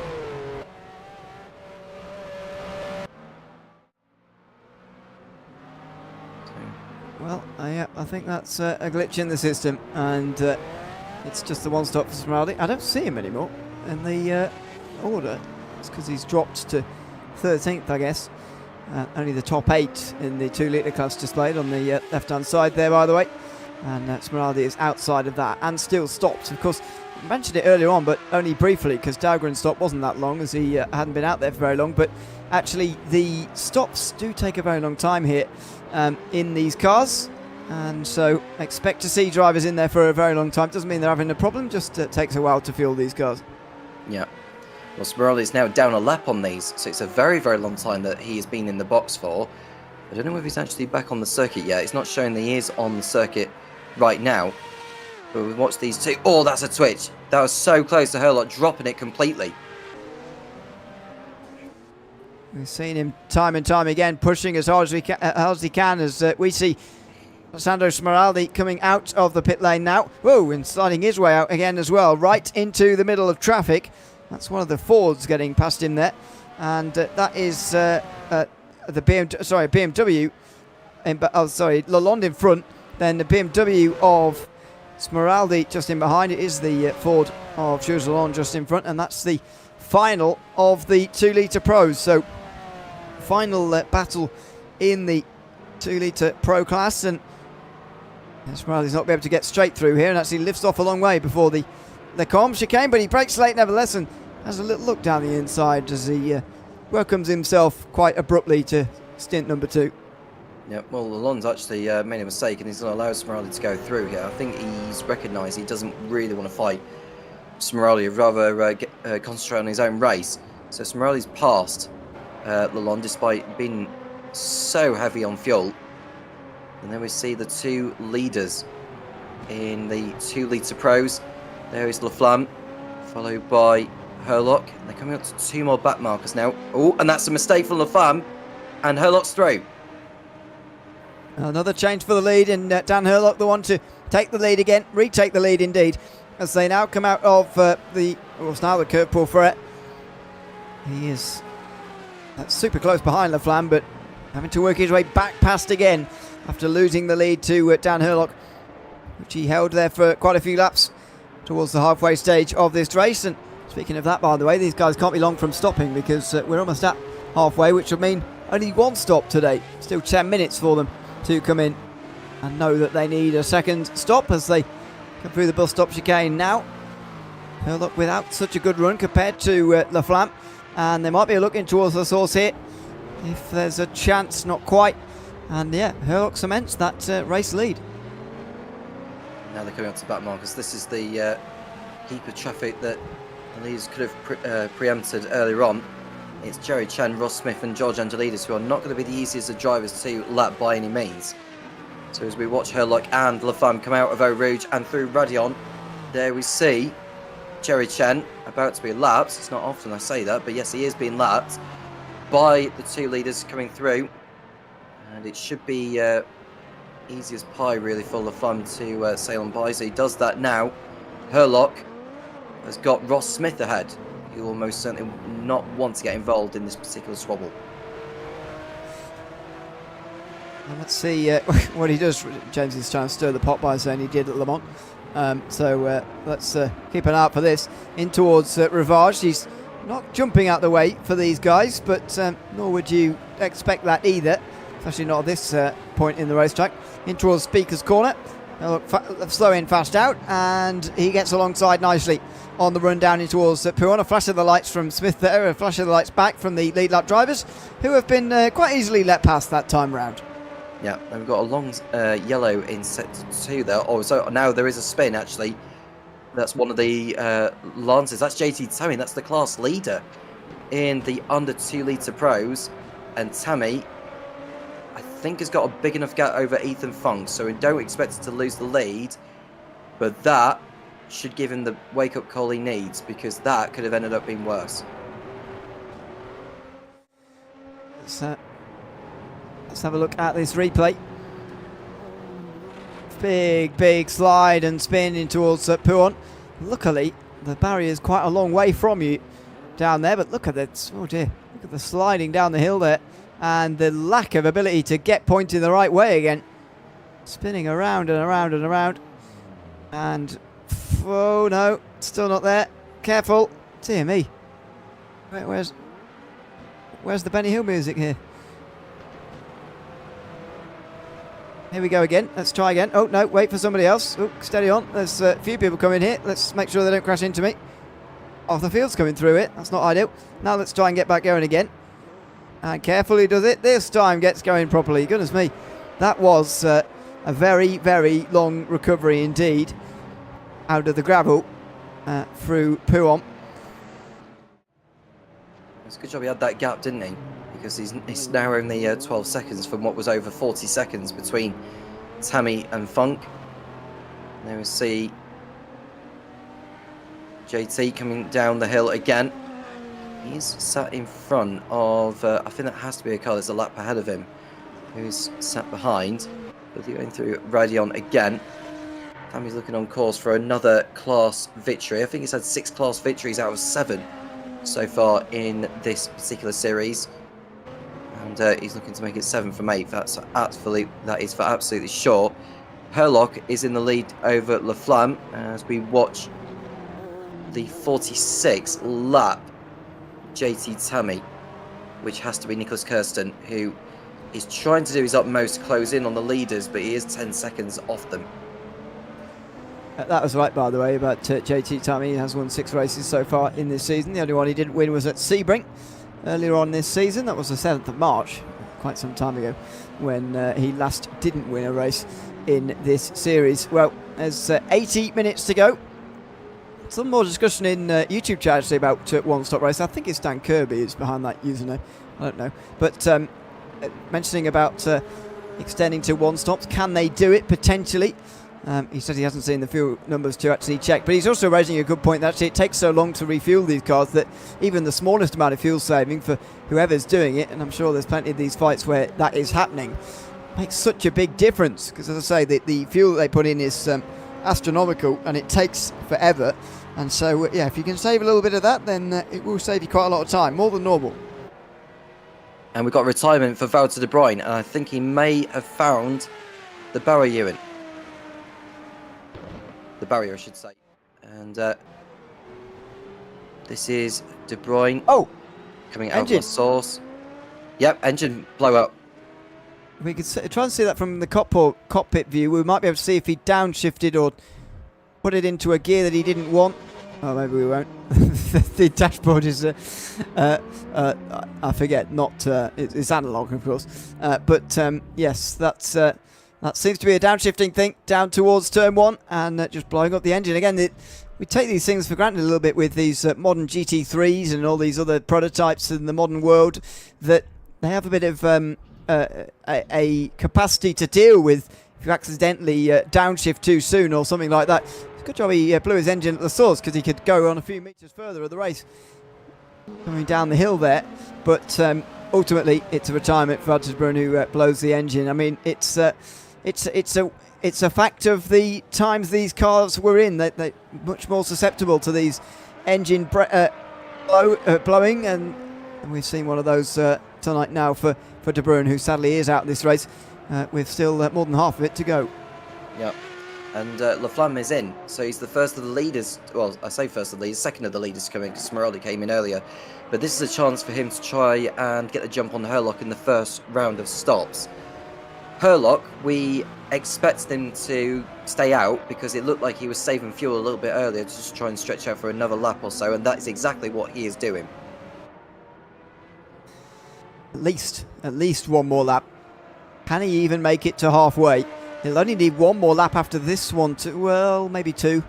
Let's see. I mean, the pit stop time might just extend it to me in just 1 lap after this one, to be honest, to make it to the end. But let's wait and see here as the race leader comes through the campus chicane now, and holds at the moment a near 10-second lead over Nicholas Kirsten. You can see the pit time for Laflamme going up and up, and unlikely to see him out there before Herlock either gets to the pit lane or carries on again. Has he really been doing this amount of fuel saving to carry on again here for another lap after this one here at the front of the race? So if he stayed out an extra lap, how will that impact the second stop for when he comes round? Because if he's doing a longer stint slightly compared to what Laflamme is doing, surely he's going to save a bundle of seconds for when that second stop comes around. We've got a long yellow flag in Sector 2. We'll find out more in a moment. But we want to see whether Herlock actually comes into the pit lane at the end of this one. We've been told it's Jerry Chen who brought out that yellow flag for a brief moment, and it's contributed to a non-finish for him. It has, as Herlock carries on again. You mentioned the second stop. I wonder whether we're in the territory that Herlock won't need a second stop. These pit stops themselves are so long that maybe, I mean just maybe, he might be able to do this without stopping twice.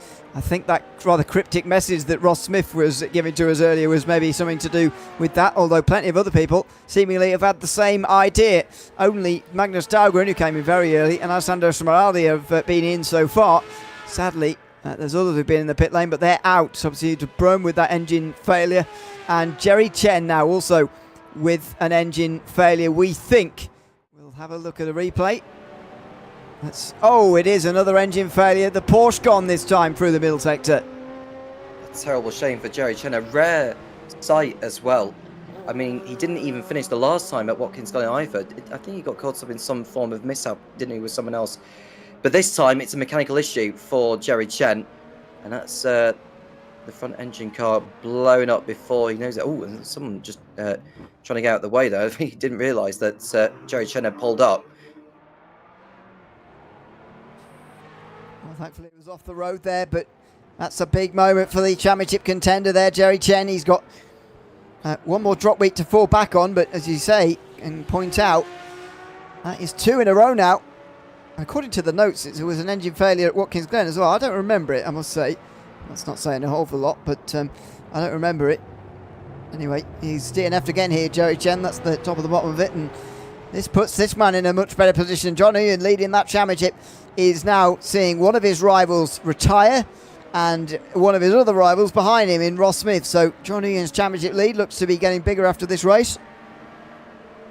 Absolutely. He hasn't won since Monza though, so he's gone 4 races without winning as John Uyen. He didn't finish the last race either at Watkins Glen. And Ross Smith, who's involved in the championship when it came into this one second with 94 points, it looks like he's going to not gain some. Well, he's going to, he's not going to gain ground on Uyen, but he's going to pull further away from Jerry Chen, providing he does actually make it to the finish. But we all know the pendulum can swing one way or another, considering how quick things can change. Beninka is in the pit lane. He's been in the box for a long time, which is expected because we perceive that there's not going to be any more pit stops involving the leaders. Herlock is now in. So the yellow flag's out, so I can't see how much time remaining. There we go. 1 hour 14. Oh, it means he can do it. It's pretty much an hour 10 in terms of fuel. Now, can he repeat that again and do this without stopping twice? We'll have to wait and see. So this stop is going to take quite some time, which might just put it into the window if possible for him. Ross Smith and George Angelidis have been into trouble, it seems, and Angelidis coming to pit lane. Let's see what happened here. Through Blanchimont, a bit wide, and Ross Smith goes into a very big spin.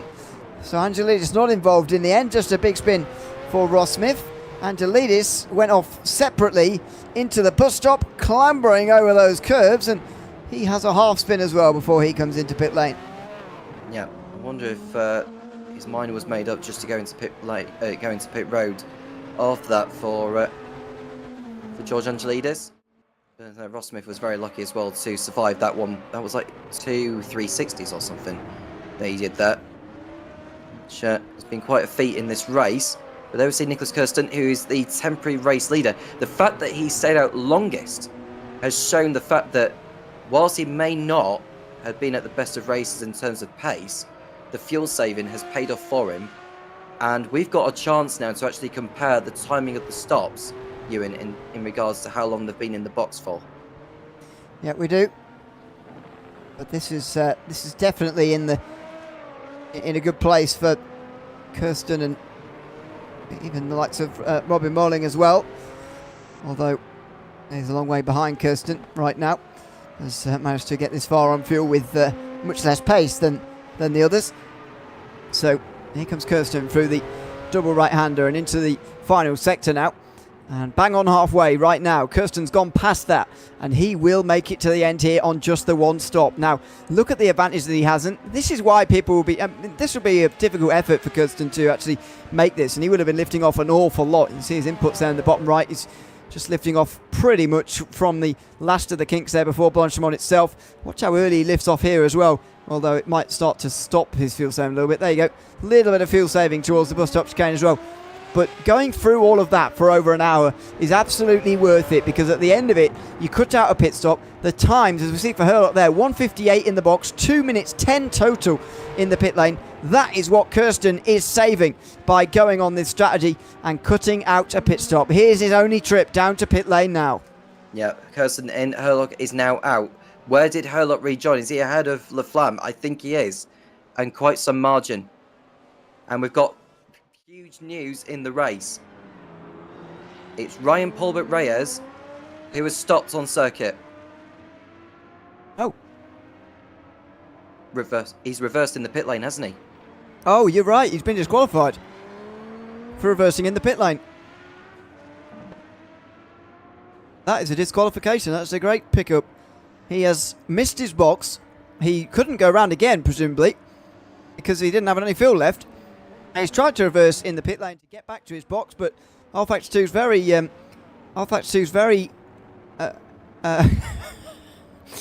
strict with that. James is trying to get me to say bad things. Yes, he's very strict with that, and so you can't do that.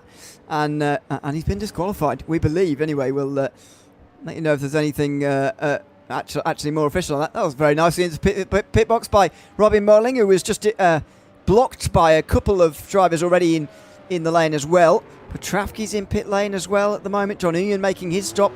So anybody who's in at this stage has made it to halfway, and there's a lot more guys making it to half distance and therefore a one-stop race than we were really expecting here.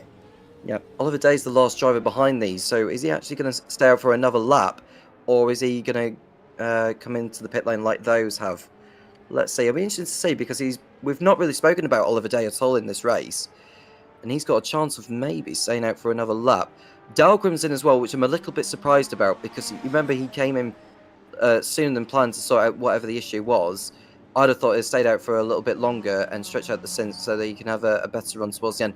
Oliver Day is in, so we expect Dan Herlock to go back into the lead by the time he comes around, but the gap between him and Laflamme is significantly larger compared to what it was before the stops had started. It is significantly larger, and again, like has been pointed out to us in YouTube chat, even if it is just a couple of laps less fuel taken, it's a big advantage. Now, Kirsten's not actually that far away from having his stop done now, so he's not going to be too far away from Herlock and Laflamme here, is Nicholas Kirsten, but he won't be in the lead. Laflamme goes around him as well, as Kirsten's stop goes over 2 minutes, so he's slightly on the long side this stop, but it's not unexpected to see that. There's a driver of a different class coming out. It's also blocked in at the moment. It's Kirsten. Sorry, that's not Kirsten. That's Moling who's blocked in there, just in behind Oliver Day. We had to get round him sometimes. There's a real traffic jam in pit lane at the moment. We don't often see this, but there's a lot of guys down in pit lane at the same time here. But again, this is what happens in a one-stop race. Everybody needs to and has to come in at the same time. So pit lane gets very busy, and it has done in the last 10 minutes. And all of that has allowed Smeraldi to go up into third position as Ethan Funk comes in the under 2 litre pros, which will strengthen the margin for JT Tammy despite that spin over at Pawn Corner. I think Tammy has got this one sewn up, unless mechanical gremlins really kick into his machine, the Lancia that is. But it looks like it's Herlock's race to lose. Just for now. But there's still a long way to go in this race. Still nearly half of this race to go indeed. Here at Spa tonight. A real flood of engine failures in the last few moments, and indeed the rules coming down on Ryan Polbert Reyes as well. But Jerry Chen, Boucher de Brunt, both have, and Daniel Scott, all having engine failures in the last few moments, which has taken 4 of the 21 drivers out this race. Quite ominous as well, what Ross Smith was telling us before the race, actually, that he was hoping didn't seem like he was expecting, but instead hoping that more than half the guys would get to the end of this race. It was quite ominous from him, I thought, but yeah, that's what he said. And well, we have had some engine failures in quite quick succession here, so hopefully that's the last of them. But it's always hanging over these drivers in this series, much more than it is in the modern series, that these engines might give up. Yeah. Well, Ryan Pulbert-Reyes is in pit lane at the moment now, so it looks like R-Factor 2 has allowed him to rejoin as far as we know, but he won't be in anywhere near in terms of the position compared to earlier on. There is Magnus Dahlgren running in P7, hoping he can just make his way up into the 5th position. There is Ryan Pulbert-Reyes coming out of the pit lane. Oh, please don't reverse, man. He's going to do it again if he's not careful. But so he's rejoined, and now I think he's got into the box. Has he? No. No. And he's going to go forward and backward again. It's the same as going to happen again if he's not careful. Oh, no. Forward, backward. Careful. Don't go backwards too much. Forward again. And now stopped. Now a bit more forward. Careful of that driver coming in. Now backwards a bit more. The problem is he hasn't got enough fuel to actually go around again. So he has to try and get this in, and he just can't at the moment. This is a bit of a nightmare. I'm presuming it won't actually serve him, because he's come straight from the garage. I'm presuming that's the reason it won't actually serve him at all, no matter where he is. Or maybe I'm wrong. And there you go. He's parked it up. Yeah, and I don't blame him. He's too far behind anyway, Ewan, so I think that is the night over for Ryan Pulbert-Reyes, which is a terrible shame, because he built up such a tremendous lead over everyone else in his class, and he's just totally thrown it away. Through his own doing, by the way. It wasn't any like mechanical gremlins or anything like that. It's just the fact that he missed the box.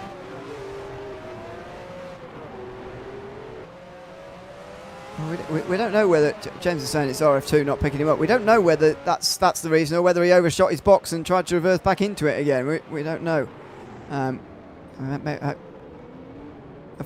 Oh dear! And just in front of Benenka there was trouble for Robin Moling, who slips behind Dahlgren as well, spinning through La Source. So bit of drama there. Kirby said apparently Reyes had a game crash while in pit lane. And that he had no fuel go around, but yeah, the game won't let you pit straight from the garage. So yes, that's the story for Reyes. Yeah, it did look a little bit, the way the way the car jumped back to the garage again didn't suggest disqualification. It doesn't normally do that, but I mean, anyway, it seemed to be a game crash, as Kirby's just confirmed for us, and that is the end of the day. As they won't let you pit straight from the garage, and that is that. More info on the engine damage model as well. That long straights really punish those engines, and those who have been lifting and coasting have also benefited in terms of engine wear for not running at quite such high revs for such a long time. Let's see another replay down here. We've seen this from Benenka into Rivage before. This time, does he go into the wall? No. Whoa, nearly. But he's gone off at the same corner again, just as he did about half an hour ago. Yeah, just locked the rears on the way downhill. You know, when you're going downhill, obviously you carry a little bit more speed than you would be if you're going uphill. But Benenka's done very well to survive that one, but he has lost ground, unfortunately. He's now behind Robin Molin and Magnus Dahlgren, so that's 2 positions lost for Benenka. This even has not played into the hands for him in any way, shape or form. Ryan Pulbert-Reyes has given us info on what actually happened. He said, once I pitted, instantly when starting the refuel, the game crashed. And so he couldn't go another lap.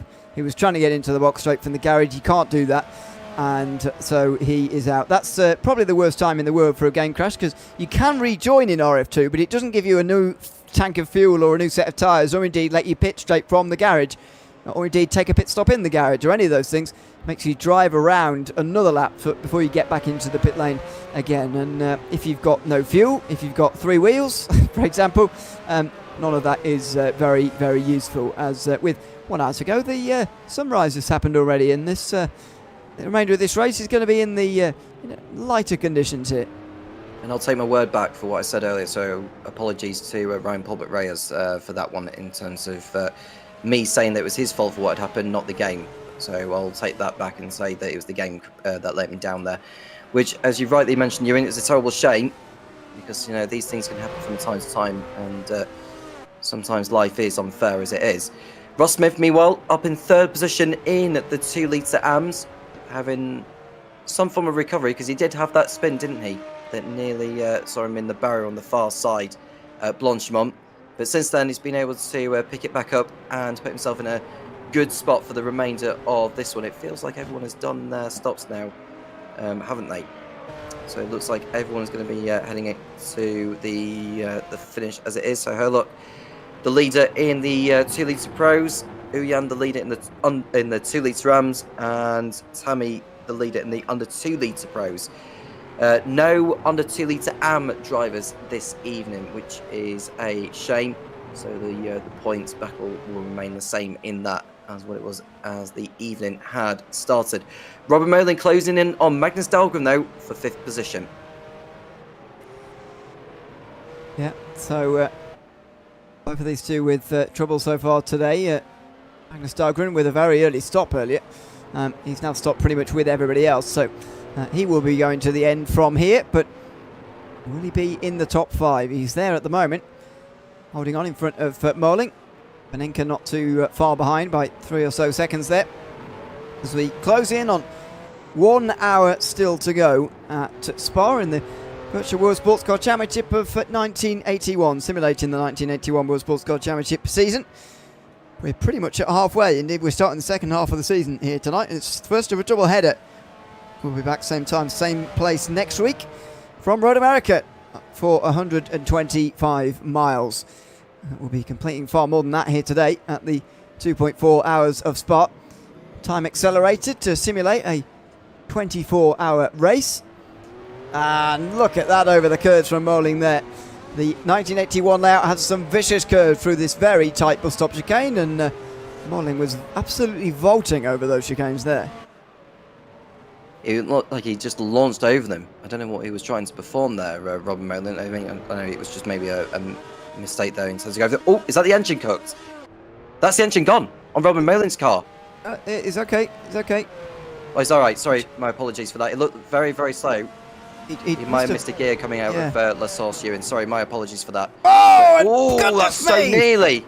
I'm not sure he saw Panenka coming there, and Panenka locked it up to avoid him. Now he goes over the top of the hill through the grass, and Moling is going to have to let Eduardo Panenka go here, not least the run that he's got on the Kemmel Straight. What a moment of madness.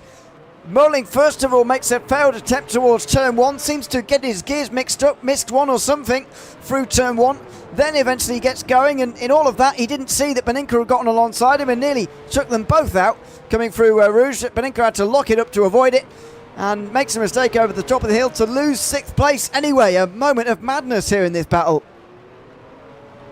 That was very nearly curtains there for the pair of them. That was so nearly a catastrophic accident there through Radion.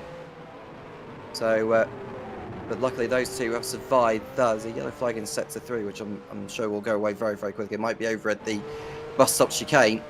But there we look at Panenka, who's had a very eventful race so far. Robin Molin, who we've not really spoken a lot about over the course of today. He's, well, he was a lucky boy to get away with that. I mean, we talked about the engines and the, well, the engines being very brittle, Ewan, and I imagine the gearboxes are going to be as brittle as that, and that's why I assumed for a moment that the engine might have gone, but it was just a misshift, I think, on the exit of La Source, which we've not seen too much of over the course of today, but hopefully that's not an omen. That's not an omen for what's to come later on. Well, the engine does expire with a good cloud of smoke on R-Factor 2 and sometimes a fire in the modern cars. I don't think it does it in these, but there's quite a bonfire to be had at the expiration of some of these modern engines and R-Factor 2. Quite a fire on the back of these. The Ford Zaxby Mustang, though, as you can see, it's at downshifts. Watch this off the side. Yeah, there you go. Look at that. Very, very fiery. And if you're wondering if that's over the top and unrealistic for the time, for the early 80s of this car, then have a look for yourself at some historic video. It's fires the backfire out the side with its exhausts through there, out of its crazy bodywork. And out the side, into these turns, creating a real big fireball into these braking zones. Well, this is one of the fights. Morality behind the Flam is another one, as they continue to try and chase down Hurlock at the front of the race. Up the hill they go now through Eau Rouge. These guys fighting for 6th position. And Speninka got a good enough run. He's not got a bad one, but he's not got a good enough one either to actually make the move by the time they get up towards Lecombe. And so Merling's still in 6th place. This, though, is the battle between the Flam and Smeraldi as they come up towards Blanchimont. They are very close together. Smeraldi having a look down the inside of the Flam on that occasion. Now he's going to look to the inside through the bus stop. And if he can get to the inside, he's going to have to give it up. There is Laflamme because it's so tight, but he breaks late enough that Axel Laflamme keeps the position. Yeah, and they're coming up to a back marker as well. It's a Ferrari in the way there. It might be John Uyan who is having to just get off the throttle and stay off the racing line. They both get through Laflamme and Smeraldi. Now, does Smeraldi send it into La Sauce? Well, wisely, he does not do that, but Laflamme goes in too deep, and Smeraldi nearly got ahead there. So it's almost like one mistake from one driver, the other driver does a mistake of their own. It's almost like nobody's perfect in this race in terms of getting the car slowing down anywhere. But there we see Laflamme and Smeraldi coming through Eau Rouge and Radion. And Smeraldi may just get the run he needs. Or has he got the extra speed compared to Laflamme? Well, he's into the slipstream, and we're going to see a change for 2nd place. Fires through there like he's shot out of a cannon. Ferrari straight through on Laflamme. We've seen the Ferrari's prowess in a straight line, but that was absolutely extraordinary. His run out of Radion wasn't amazing, but goodness me, the straight line speed compared to the BMW is huge.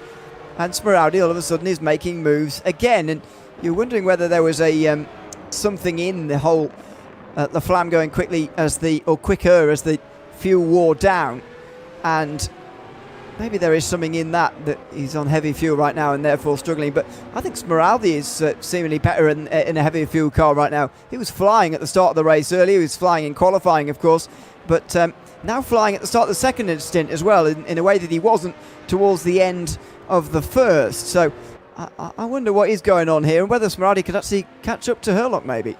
Yeah, we'll keep an eye on the times as the race progresses. You can see a slight lock-up into Fagna. Oh, he just about got it slowed down, but there's no question he'll have lost time through that, unfortunately, Smeraldi. Oh, engine blow up for Laflamme! What's Fire happened? at the back. Oh, a spectacular fire! A spectacular fire for Axel Laflamme, who's gone. He was a previous race leader in this race, a no doubt contender, but he's gone at the later stages of this race here tonight at Spa. With less than an hour to go, he has gone, and the engine continues to burn. Goodness me, another one gone.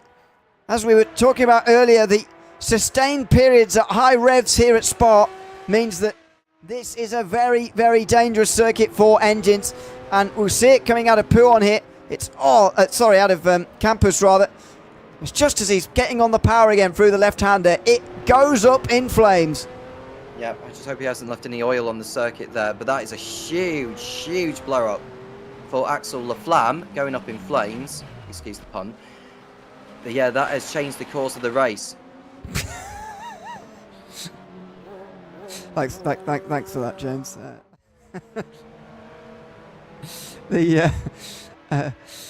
Anyway, as you say, Axel Laflamme's day going up in flames, and that is the end of that for him. So that's number 5 gone, and 4 of them due to engine failure. Well, you do fear, don't you, at this stage, Tom, who else it's going to happen to? Because we've had a BMW, a Porsche and a Ford now gone. The only manufacturer we haven't seen yet are Ferrari and Lancia seeing a engine blow. And I do wonder whether there's anything in that or whether that's just coincidence, but it'll be concerning everybody right now, never mind just those manufacturers. Yeah, and I wonder if Smeraldi will be thinking about his engine as well, because he's just posted the best lap of the race so far. 2 minutes 27.3. He took out over 3 seconds on Hurlock on that last tour. So while Smeraldi may be flying, he has to think about managing his engine, because we don't have that long left in the race compared to earlier, but he may need to start thinking about looking after his car at this moment in time. Looking after it as much as he can, though, with trying to keep a reasonable speed with everything that's going on right now. Angelidis, meantime, trying to catch up to Ross Smith here. These two fighting for third place in the 2 litre AM category. Smith holding this position quite comfortably though at the moment. Seems he wasn't the only one looking for a one-stop race here today. And well, at the moment it's got him up to third place. The positive though for Smith, of course, is that Joey Chen is not in this race anymore, and that gives him the chance to gain some points here tonight. Golden opportunity. I think we've just seen a change in the order actually. Was that Dahlgren going through on Molin for position? Or was that just a switcheroo? I'm sure there was a change for position in the 2 litre pros. Well, I can tell you that Molin is ahead of Beninka. But I thought I saw a change on the timing, so I may have a look on the stream actually, just to confirm my point. But either way, Dahlgren up in 4th place, considering where he was earlier. Doing a fine job. It might have been when Laflamme just went down the timing tower. That might have been why I was looking at that for a brief moment. But there we go, back to the battle between Smith and Angelidis for position in the 2 litre AMs. Smith in 3rd, Angelidis 4th, a long way off Max Petrovsky, who did say for a moment he was 200 seconds ahead. The timing tower's just updated itself. Smith in fact is 24 seconds off Petrovsky, who is looking consigned to a 2nd place finish behind John Uyan, who no doubt will be looking himself in glee after this race with the fact that Joey Chen has retired for the 2nd race in a row. Yeah, Laflamme in the YouTube chat says, guess that was one too many gears missed. I guess, yeah, certainly if you're doing that, then your engine's likely to go. That was Ross Smith up over the curbs there, trying to defend from George Angelidis, and successfully defending, but also vaulting over the curbs there. Ross Smith, he's only just holding on to this position. Yeah, well, they both locked up into the bus stop, and it almost looked like both of them very nearly missed it. It was just Smith that missed it, and Angelidis just about made the corner.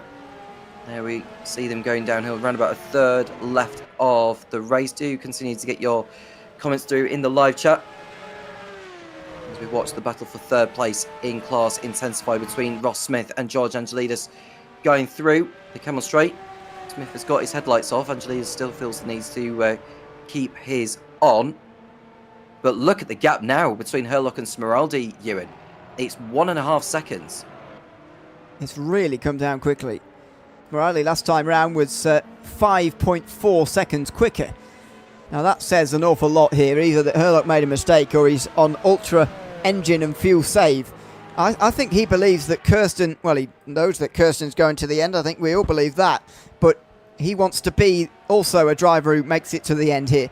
And so to do that, he's really going to have to slow down. I don't think Smeraldi's really worrying himself with that at the moment, and he's just pushing on as quickly as he can. I wouldn't be totally surprised to see a lead change here very soon, as long as Smeraldi keeps it on the road. That was another big slide for him. It was. Going back on the last tour, it was like over 5 seconds that Smeraldi made up on Herlock. Before this lap they've just completed, he took out nearly 4 seconds. So in a space of 3 laps or so, he's taken something like 12 seconds out of Herlock's lead since he overtook Axel Laflamme. Oh, over the top of the hill there, look at that. Smeraldi giving it absolutely everything over Ruddy on there. And now gets into the slipstream on this overcast morning here at Spa. In the 2.4 hours. And times 10 time progression means that we've been through the night now and we're into the morning. And off he goes. I thought Herlock was going to make that turn there. It looked like he could have done. But he jumps over the curb, jumps over the grass, and he loses yet more of his lead. Well, how many times has he done that in this race? I don't think he's done it too many times, but he'll need to be wary of chat limits from here on in. But there's no question to my mind that Herlock gained an advantage, I think, from going off the circuit. I think he's backed off because he's recognised that he perhaps gained some time from running over the grass at Les Combes. But he's not letting Smeraldi go here, so Herlock playing it cleverly here, but I think it's imminent that Smeraldi's going to take over the lead at some point.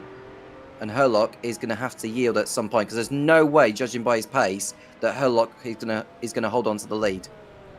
Oh, another lock-up there from Smeraldi. The Ferraris do seem very conducive to lock-ups. We saw it earlier from Beninka as well, who was locking up fairly often. He's still running in 6th place here tonight, by the way.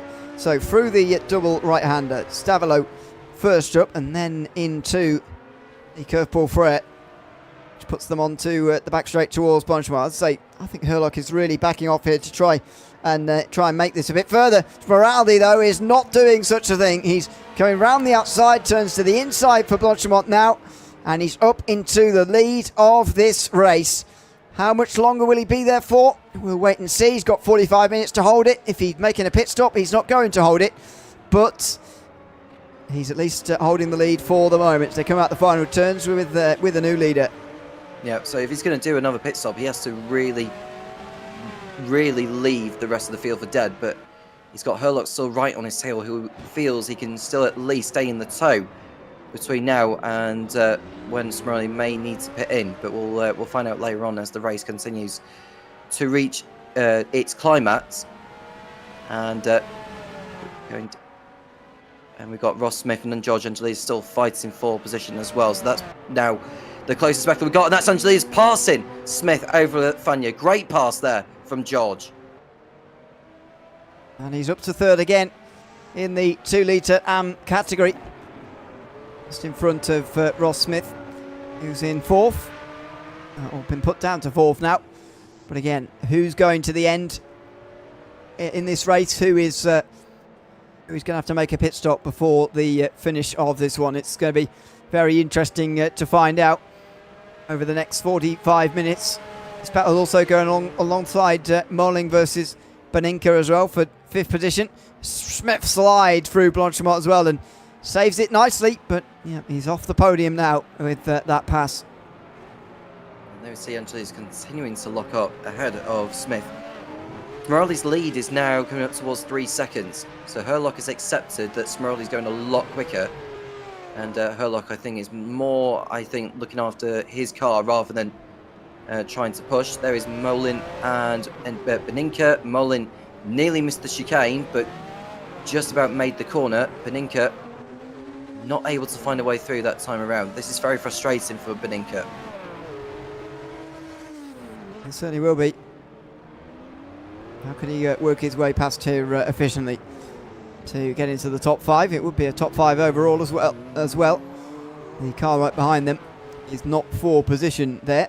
These two are the last ones on the lead lap, but that is not the leader, Smeraldi, who's nowhere near even the bus stop chicane yet.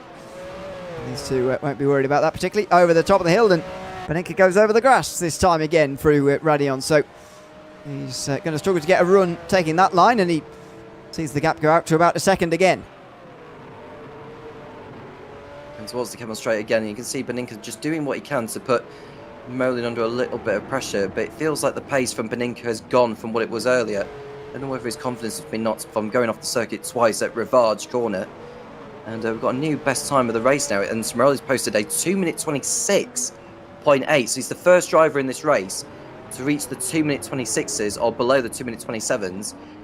He basically extended the gap by over 3 seconds on that last tour over Herlock.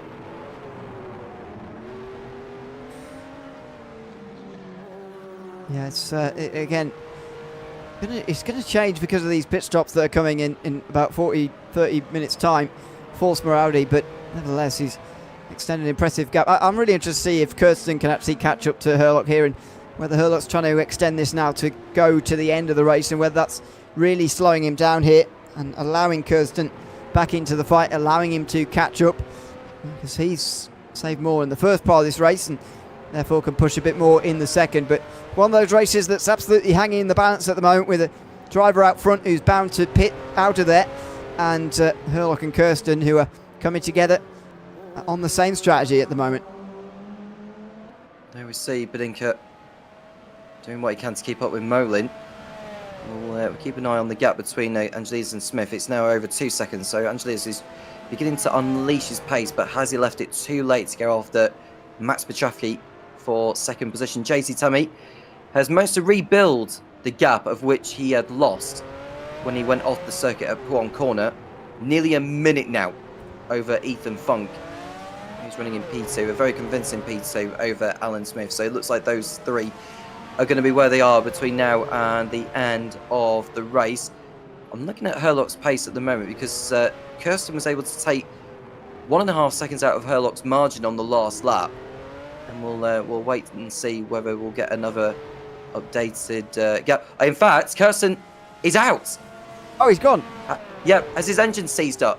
Well, that would be a surprise a little bit because he's saving fuel. So if this is an engine, this is surprising. But is it a... Oh, no, he's just disconnected. Oh, that is a real shame. He was driving that absolutely perfectly. No trouble for the engine, which was running very well. The fuel strategy. The fuel was going well, and suddenly he has disconnected. Now, that was Smeraldi coming in there.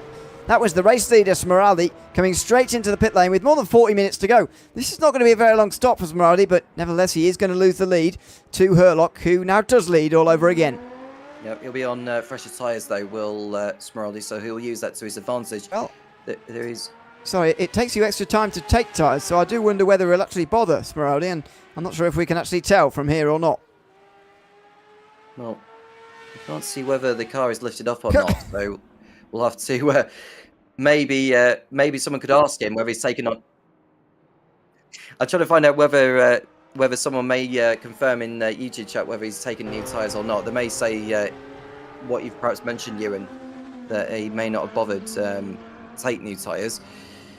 But Dahlgren may end up going into second position, which is quite an achievement considering that he had to come in twice in this race for a pit stop. He's too far back from Smeraldi, so it looks like Smeraldi's going to rejoin in P2 behind Herlock.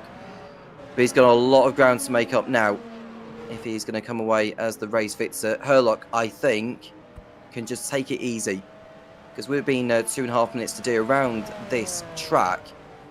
How long has he got to do now between now and the end? So it's 16 more laps of racing for Herlock to manage the gap, so he can afford to lose 2.5 seconds pretty much each lap on average and still come away with the race win. Well, exactly. The one thing I would say to that, though, is that he did lose 5 seconds on one lap that didn't have even a mistake in it, Herlock, earlier, because he was so worried about the fuel. Now, that might go away when these fuel concerns begin to go away a little bit, but nevertheless, if he loses 5 seconds a lap, then he will be in trouble. It'll only take him 8 laps to be caught, and as you say, there's double that to go probably here with 2.5 minute lap times. But anyway, we'll let those two get closer if they're going to. Meantime, Morling and Paninka have been promoted to fight for 4th place, as Nicholas Kirsten is back into the race at least. He has dropped to 7th though, and the best he can probably hope for is 6th as he gets past Oliver Day maybe in the future.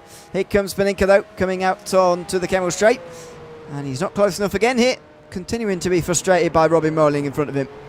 Yeah, well, Paninka may have moved back up into 5th place, but he's it's not like it's going to really cheer him up by any means, because it's not been the best of evenings, as what I've already mentioned earlier with Paninka. He's just got to do what he can and just try and make up all the ground. Look at his lap times, actually. He's marginally quicker than Molin, but he's not going as quick as what Magnus Dahlgren is doing. So I think that's contributed by the fact that he's been held up by Molin all this time, since he went off the circuit earlier. But Herlock now 40 seconds in the lead over Smeraldi. We'll get an updated gap, or an updated comparison in lap time. It won't be this lap because Smeraldi will be on his out lap compared to Herlock. But soon enough we'll find out what is going on with that, whilst we're seeing Paninka lock up behind Molin at Pruon Corner. And it's just a matter of time, I think, before Paninka goes on by. But he needs to do it sooner rather than later if he is to finish on the podium.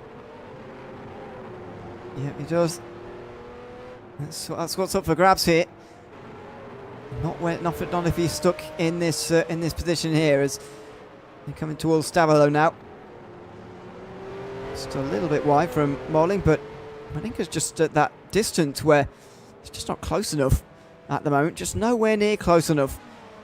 Now, Robbie Molling is finding this very easy to keep him behind, I think, at the present moment.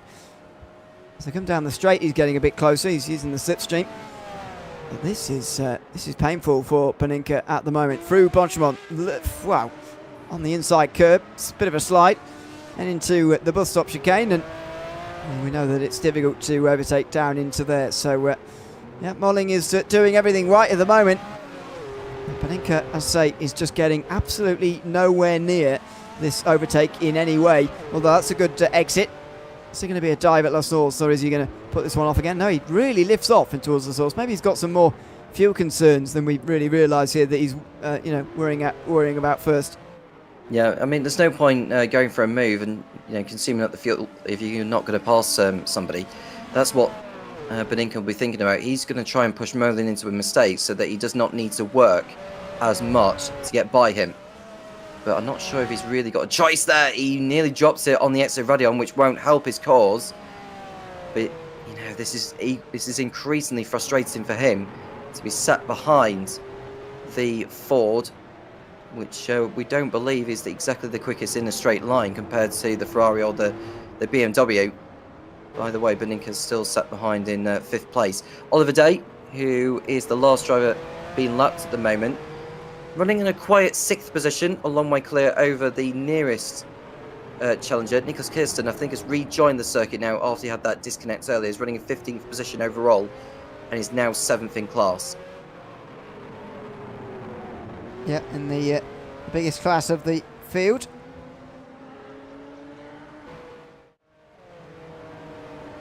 And what we see in a replay of here for Kirsten. Whoa! Up wide through Blanchemont, and he also avoids the wall somehow. How these guys... We talked so much earlier on about how much closer the walls are and how the surroundings of the racetrack are so different, even though the layout itself is so similar.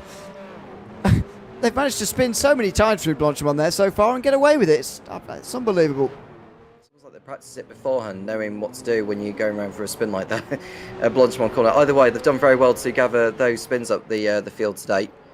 35 minutes remaining, and Paninka still sat behind Molin in the fight for 4th position. The next driver ahead is Magnus Dahlgren, who's like another 5 seconds up the road. It feels like these two are going quicker than Dahlgren at the moment, although the lap times they are setting compared to Dahlgren is pretty similar. Smeraldi was able to take nearly a couple of seconds out of Herlock on the last lap, so he's pretty much coming into his zone now as we reach towards the final half an hour. Smeraldi, I think, has got enough time to catch Herlock, but he cannot afford to get held up in any traffic. No, indeed. Here's the run towards La Source again. Modelling again with that distance over the others. Dahlgren being reeled in, though, by both last time round.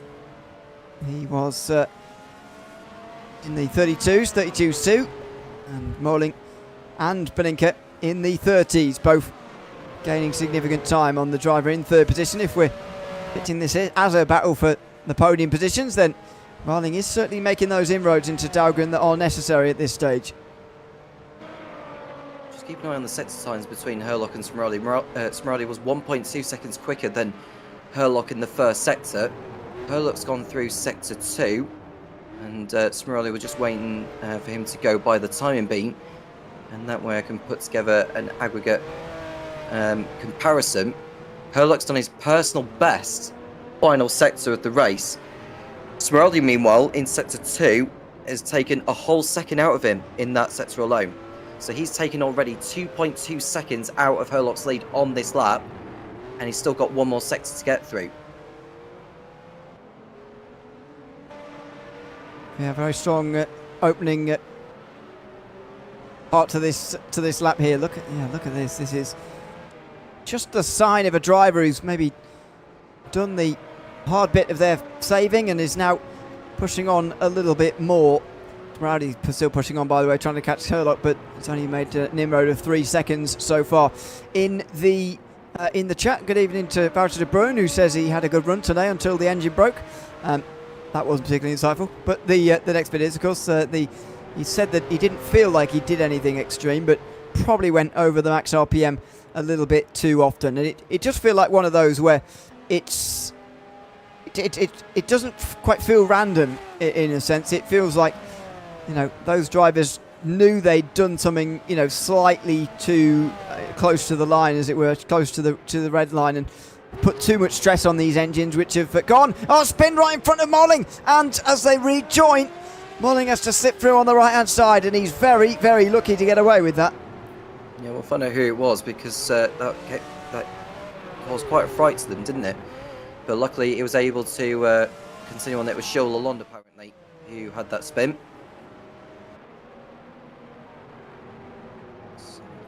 Yeah, there you go. He missed the apex slightly, actually. It looked like he turned a little bit too soon into Blanchimont, and thankfully just about stayed off the racing line there, did Show Lalonde. But it's been a race to forget again, running down in 16th position, which is the last of the runners at the moment. He's a long way behind Nicholas Kirsten, who's trying to salvage some form of consolation from this race. He's over a lap behind Oliver Day, and all he can do is just make his way past all those who are not in the same class as where he is. There is Dan Herlock going through the bus stop chicane.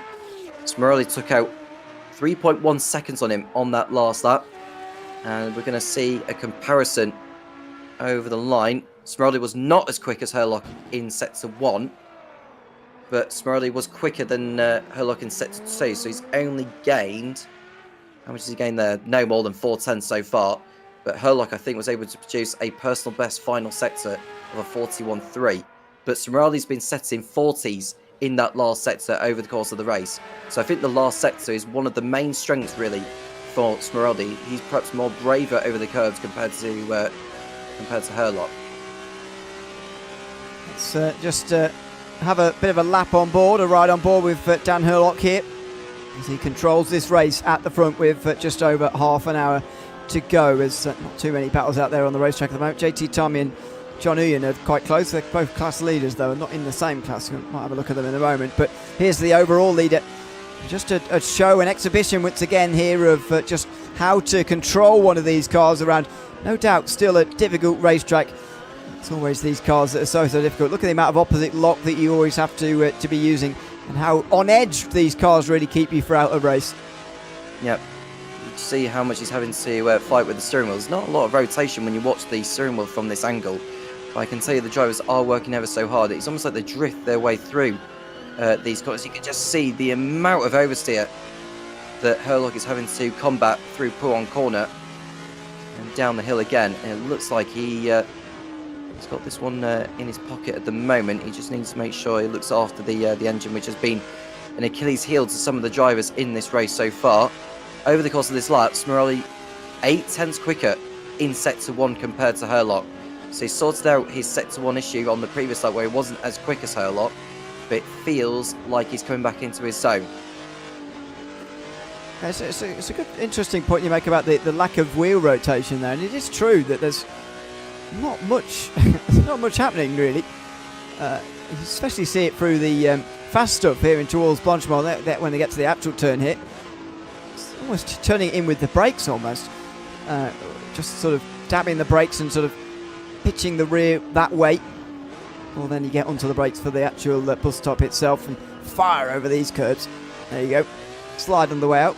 But that's the biggest bit of steering input they really put in. Look at very very interesting way to drive one of these as the gap comes down and jumps back up again to 34 seconds as it has remained, and Smirali is still gaining time, but as you mentioned earlier, needs to gain at least 2 seconds a lap, and at the moment is not doing that. Probably needs close to 3 seconds a lap by this point. Overall, there is a slight battle between Don Uyen and JT Tami, both surely on course for their class victories in the under 2 litre category and the 2 litre AM category respectively. But a battle between interclass rivals here, and a lap car in the middle of it as well, so something to have a look at here in the final half an hour.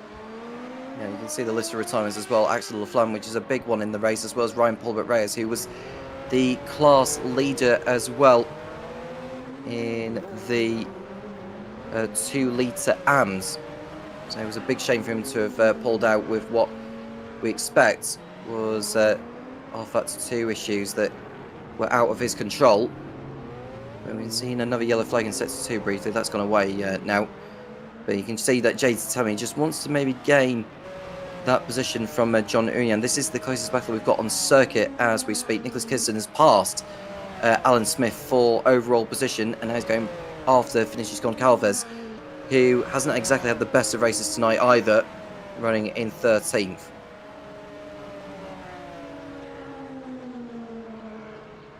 Yeah. So, with Alan Smith down in the pit lane, is that going to signal the start of these final splashes and dashes for these guys who need that, or is there more to this story? Alan Smith looks like he might have had drama. Oh, forgot about the turn. Didn't turn in and spins into the grass and the gravel out there at Rivage. So, yeah, dear me, that was one of the bits too. Oh, here we go. Any bets on how long it's going to take him to get back on again? Oh, there we go. He's done all right that time. And there is the second one in towards Blanchimont as well. A bit wide. And are we finally going to see someone hit the wall? It looks like it. Oh, he hit the wall hard. That is what we've been expecting to see really through Blanchimont all night tonight. And somehow they've been miraculously getting away from it. He tips it in and just slides and slams into the wall. Goodness me. That is a huge, huge crash. And that maybe is the reason for the pit stop. Although it doesn't seem to have done very much visual damage in the end. No, it didn't look so, but he did carry too much speed into Blanchimont. And he also missed his point of rotation as well. So he's just not bothering with the chicane there, just goes through into the pit lane. Does Alan Smith, but at least he can still rejoin the race anyhow. It shouldn't be that long of a pit stop for him. As we look at JT Tammy and John Uyan fighting over P7 over at Blanchimont, heading towards now. And just look to see whether Tammy will make a move at the moment. At that time seemed very, very similar because the gap wasn't so big from the last time we saw them. But now Tammy has got Uyan in his sight. Can he get the car slowed down? Oh, I thought he was going to run into him, you know, Ewan. I thought he was going to nudge into the gearbox of that Ferrari ahead. Getting close as they come through the end of another lap here. JT Tammy is applying the pressure to John Ian at the moment for 7th position through the final of the first turn, I should say. Final turn on all the layouts here, of course. That's the old pit lane they run past now. Old pit lane that didn't have a pit exit the way that it does these days. You just pop out there on the apex of Eau Rouge, and you can see why they changed that in more recent times. But Tammy through the first sector, not quite as strong as he needed to be there. As we enter the final 25 minutes, he's not able to get past, although again, he's beating the other two drivers in his class here. The under 2 litre category here is JT Tammy, so he won't be desperate to make this pass, although it would be nice. It would be nice for him to finish ahead of all of those in the 2 litre AMs, showcasing his fighting spirit. Absolutely, for sure, is JT Tammy. Not just doing it in the 2026 car, but doing so in the 1981 car. Very versatile driver is JT Tammy. As we watch the race continue to reach its conclusion. We're now 2 hours into the race now, 24 minutes still to go here at Spa. And an update on the gap between Smeraldi and Herlock. It's 29 seconds. Smeraldi took over 3 seconds out of Herlock's margin on the previous lap. So far on this tour, he's taken something like 9 tenths by sector 2.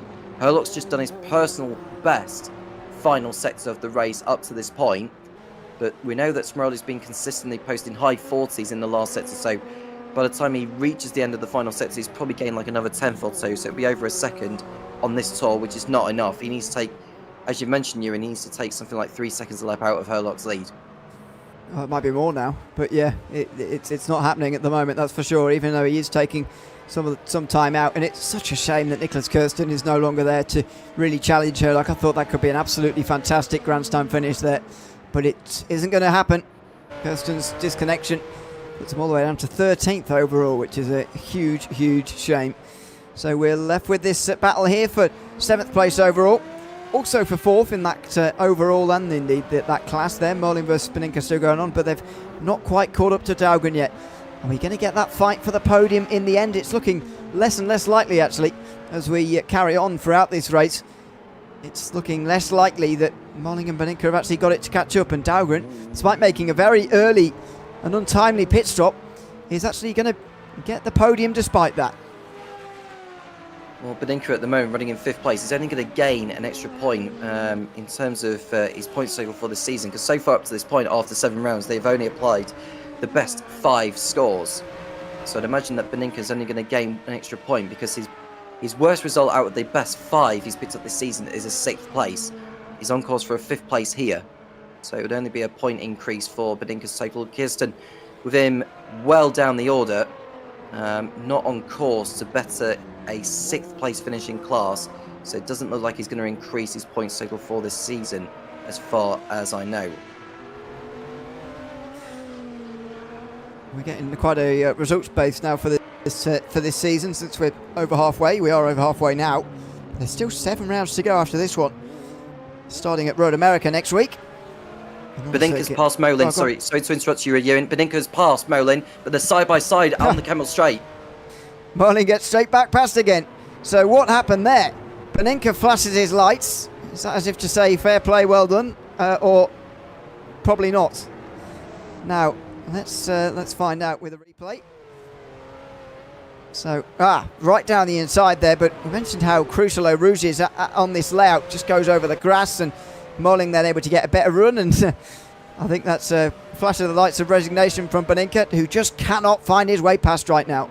Well, he just essentially cut the corner, didn't he, Beninka? So there's no doubt he would have gained an advantage there, and rightly so. He let Molin go back ahead. So Beninka's going to have to do it again, and which adds even more frustration to his race.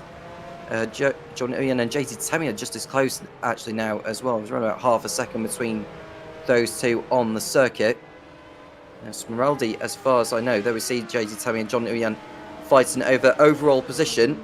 They are the class leaders, so the last thing they want is tripping over themselves, which is not something you want to be seeing.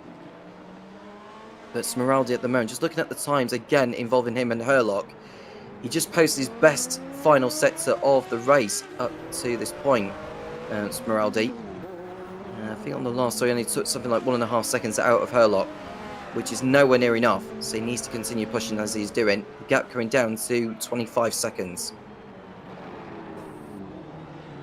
Yep. So 20 minutes to go, with about half a lap for Herlock, so 8 to go at the end of this one. That's 3 seconds a lap, pretty much bang on, isn't it, for Smeraldi now? That's going to be very difficult to do, although he has gained 5 seconds in one lap before, so you never know. If he stays in those 29s, then he might be able to just push Herlock out to put him under some pressure here, and make a mistake. But not happened for the moment. Tommy is, meantime, a bit further away from John Uyan than before. So, again, John Uyan going to take his 4th race victory of the season, but first since Monza, which was much earlier in the season on the 14th of February. He's going to extend his championship lead over Ross Smith and certainly Jerry Chen, who's out tonight in this race. And JT Tami is going to extend his championship lead from 10 points to even larger as well, as things stand. So these are 2 championship leaders also fighting over as class leaders and surely winners, although Petrofsky is only 12 seconds behind Johnny, and he'll be a little bit concerned about letting this battle with JT Tami's with JT Tami's battle out of control as Beninka gets past Molin again, and Molin gets back past him again. Now, has that happened up through Eau Rouge again, it looks like? In towards Lecombe, but the Ford is smoking here. Now, has Molin overheated himself here, trying to push hard and defend from Beninka? He could be in trouble here with his engine. It will smoke like that for some time before anything bad happens, so he can get away with it for a little while, but that's going to be of concern now to Molin, who's holding on to 4th, but with a smoking Ford now, and he's slowing. He's gone. It looks like the engine's gone now. Has he missed another gear, or has he gone properly this time? He's still smoking, Robin Molin, and it looks like he's out the race. The warning signs were there for him, and he's now put it into the wall. It's still smoking. It's gone. That engine's gone, and he's out this race with only 20 minutes to go. Less than 20 minutes to go, and Robin Molin's out this race, blowing his engine down the back straight, pushing as hard as he could to keep Beninka behind him. He's finally paid the price for it. Oh, well, credit to Beninka for putting him under pressure, but that is a terrible shame for Robin Molin, who drove a good race up until that point, keeping Beninka back, and that is curtains for him, and effectively no championship points. Now we look to the battle involving John Uyan and JT Tami, who will be up to 6th and 7th places respectively, so good races from them. JT Tami looking to send it into La Source as well. Where does he go for it? Can he maybe wait until the Camel Straight? That's what he's looking to do. But for Robin Molin, what must he be thinking? Well, I hope he's thinking that just gave it everything there, and in the end the engine just expired 20 minutes too soon, but he might well be blaming himself for that. I don't know. Again, don't know how much risk he was taking in terms of bringing that engine really close to the end of its life there, or what was going on, but it was a dramatic battle, and what a dramatic way for it to end as well, with Robin Moling having that engine expire and another one gone. That's 6 retirements, 5 engines gone in this race, so about a quarter of the field with the engines expiring. But again, it's all making sense with in the sense that these engines are being pushed too hard by some of these guys who are really fighting for positions and again paying the price for them. Well, given how far in the race we are in now, Ewan, I imagine so many of the engines have been stressed out from these drivers, considering the number of gear shifts they've done around this racetrack. JT Tammy getting a good run towards Pouhon corner. Is he thinking about a move now? He wisely just sits back. It's not really a passing place, really. So he just wisely let Ewan go through the left-hander there. And it's Fagna they're coming up to next. We have seen overtakes here at the Fagna corner. This is where I think it was Smeraldi getting by Laflamme earlier, wasn't it? Just before Laflamme went off the circuit in flames. But now you can see it's a matter of time. I think JT Tammy is definitely the quicker driver if John Owen wasn't in the way. Now through Stavelot corner. He's not getting a good enough run, really, is he? Not really. But does he really even want to go through at the moment? I'm not convinced he really does. John Ian would rather keep him there as well, because if Petrovsky catches up, then I'll have to overtake 2 people rather than just one.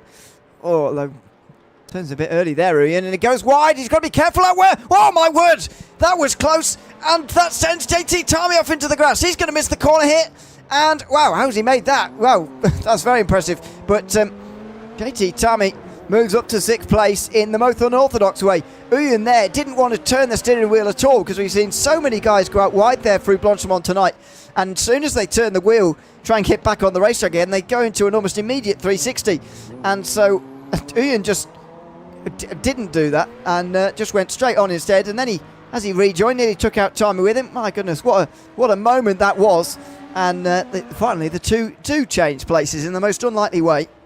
I think JT Tammy should be given an extra championship point, you're in, for bravery there and keeping the car on the circuit, and for making the bus stop chicane the way he did. So hats off to him.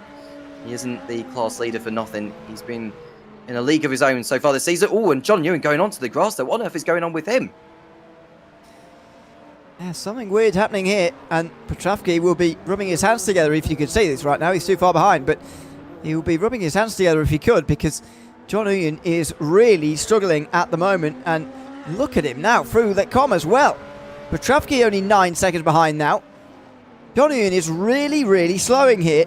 Now, has he realised this race is going 1 lap longer than he was expecting, and he's suddenly not okay on fuel? Is he worried about his engine suddenly going? I mean, we haven't seen a Ferrari go yet. A Ford, Porsche and BMW have all seen an engine expire, but this is a bizarre moment. John Ewan, who's controlled this race, is suddenly looking vulnerable in the lead. He's not going quick at all, is he? You can just see by the way he's leisurely going through the corners. If he was going at race speed, he'd have been fighting the car a whole lot more. But John Ewan, well, he'll be a worried man at this point. You can just see how gingerly he's going through the corners there. When he went through Malmedy corner, he was taking a very strange line. So I wonder if something's cropped up, unfortunately, for... oh, he's locked up big time there. I wonder if his brakes have gone or something. Something very odd is happening here to this car. By the way, I had a message in from Robin Molin, by the way. He said he struggled with shifts since the second stint, and eventually the Reds killed the engine. And that was the end of that. So, shame for Robin Molin as well. It becomes another retirement from this race, but 12.5 minutes to go for John Ewan. Let a 4-second gap to JT Tammy open up right away. Bit of a lock up towards the bus stop, as he's been locking up a couple of times so far. And Petrovsky is close enough so as to really put the pressure on the race leader here, which will be, as I say, really making him nervous, and still can't quite work out quite why this is happening. It seems to have picked up the pace slightly now, though, to be fair. Well, John Nguyen produced his best final sector of the race so far. So whatever issues he had in the second sector of the lap, it seems to have vanished. But Max Piotrowski has gained on him with a 42 flat in the final sector. So his lap compared to John Nguyen was over 2 seconds quicker. But the gap is 10.5 seconds. So I don't know if Piotrowski is going to be able to do it. No, I don't think it's likely, but you never know. This race has kept us guessing all throughout, hasn't it? In terms of the engine failures, especially that we've seen here today, and even right to the last moments, we've seen with Robin Moling that with his engine expiring, you just never know. So all the class leaders will be feeling just a little bit nervous right now, as Johnny does lose further time on this lap, by the way. He is currently a lap down, so he's doing a lap less than the race leader anyway, who just crosses the line right now. He can't be hoping to get lapped again by Herlock, because he'd lose certainly first place, probably second as well, maybe third even. So something odd is going on. He's just managing it well enough for now, though, that John Ian's losing time, but not by enough to endanger his race lead. At least that's the case for now, as long as he actually has the fuel to get to the end, which I'm not entirely convinced about as things stand, really. Well, Smeraldi's fight with Herlock is pretty much done and dusted now. It's going to take a mistake or a mechanical issue for Herlock to not come away with the race win. It'll be his first win this season as well, Ewan, believe it or not. He came into this round third in the standings with 3 second place finishes he had in the opening 3 rounds of the season, but this will be his first overall win this campaign.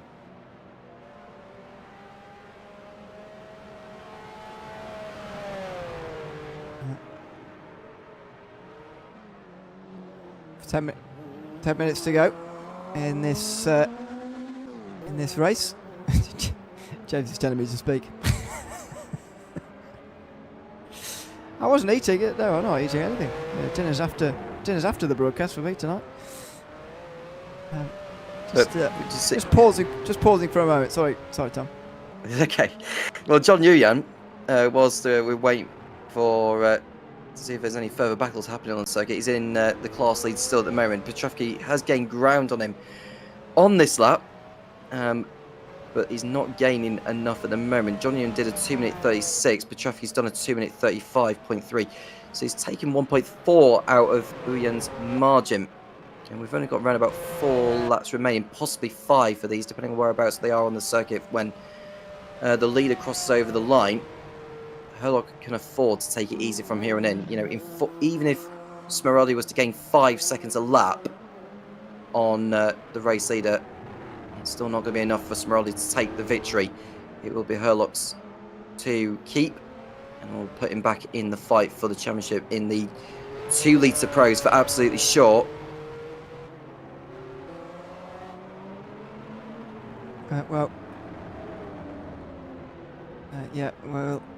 Johnny is still nervously hanging on at the moment. Or at least I'm nervous for him.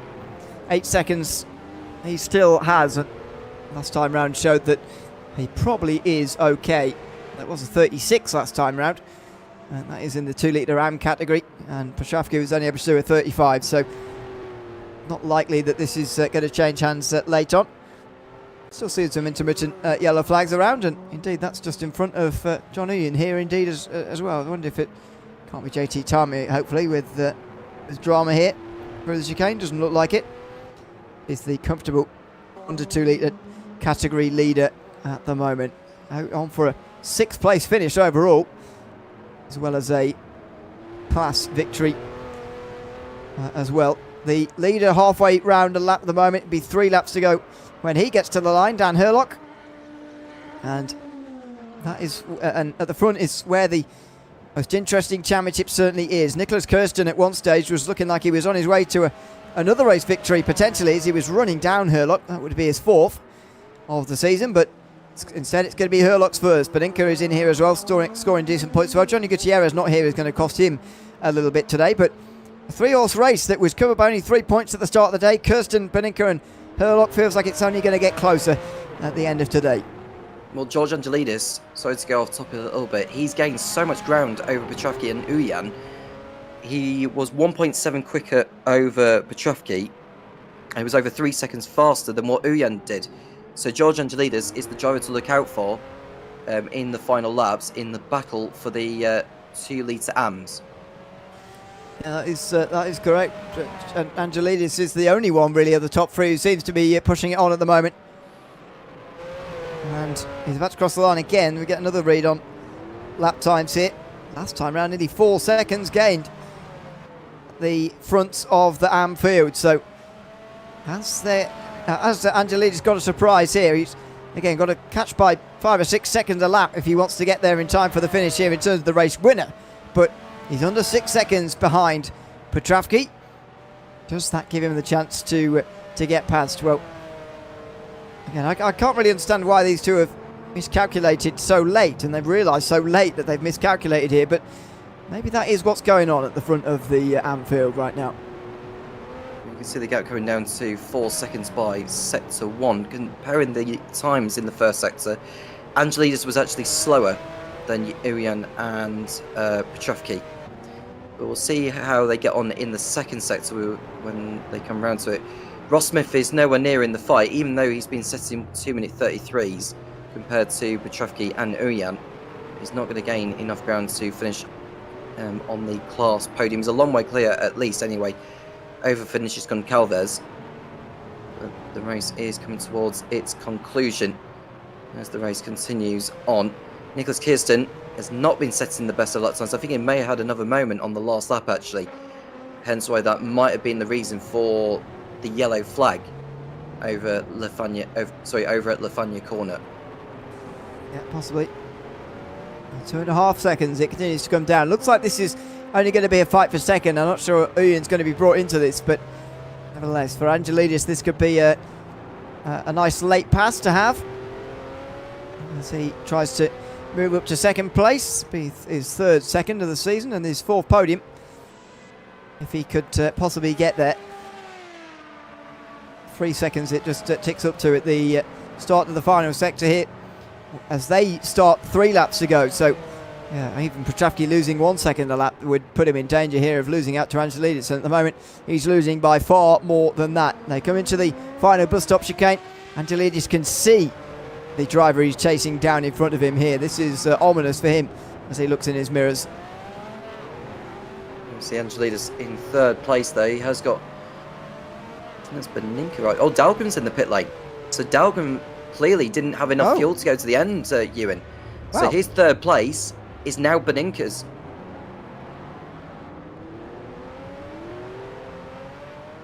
That is a surprise. I mean, Dahlgren is then making there you go, 14.4 seconds. Didn't need much fuel, but well, obviously there's only 3 minutes to go. But the earlier stop I thought would have negated that.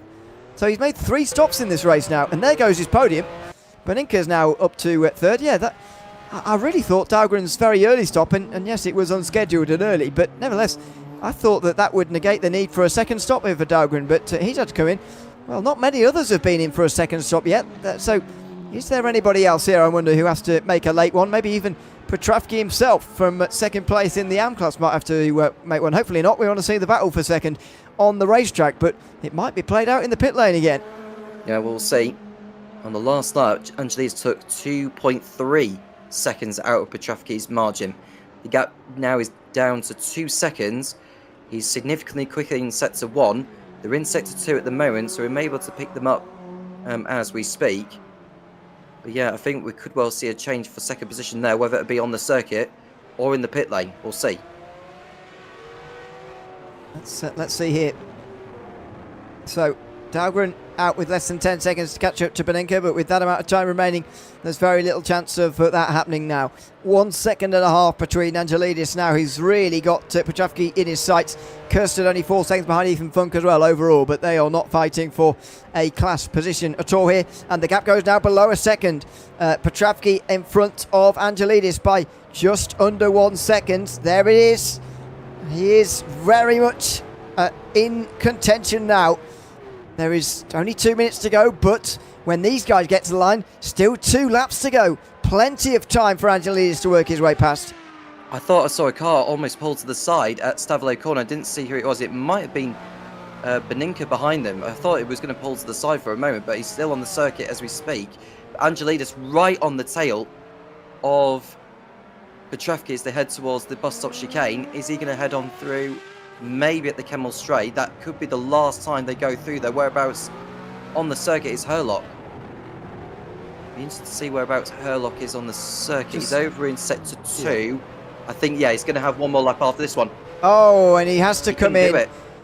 Wow, why would he do that? He could have slowed down throughout that stint and saved the fuel necessary, or maybe he just gave up on that late on. That's why we saw the pace out of him. But anyway, now we get a good idea as to how much fuel time a 2-lap stint is, by the way.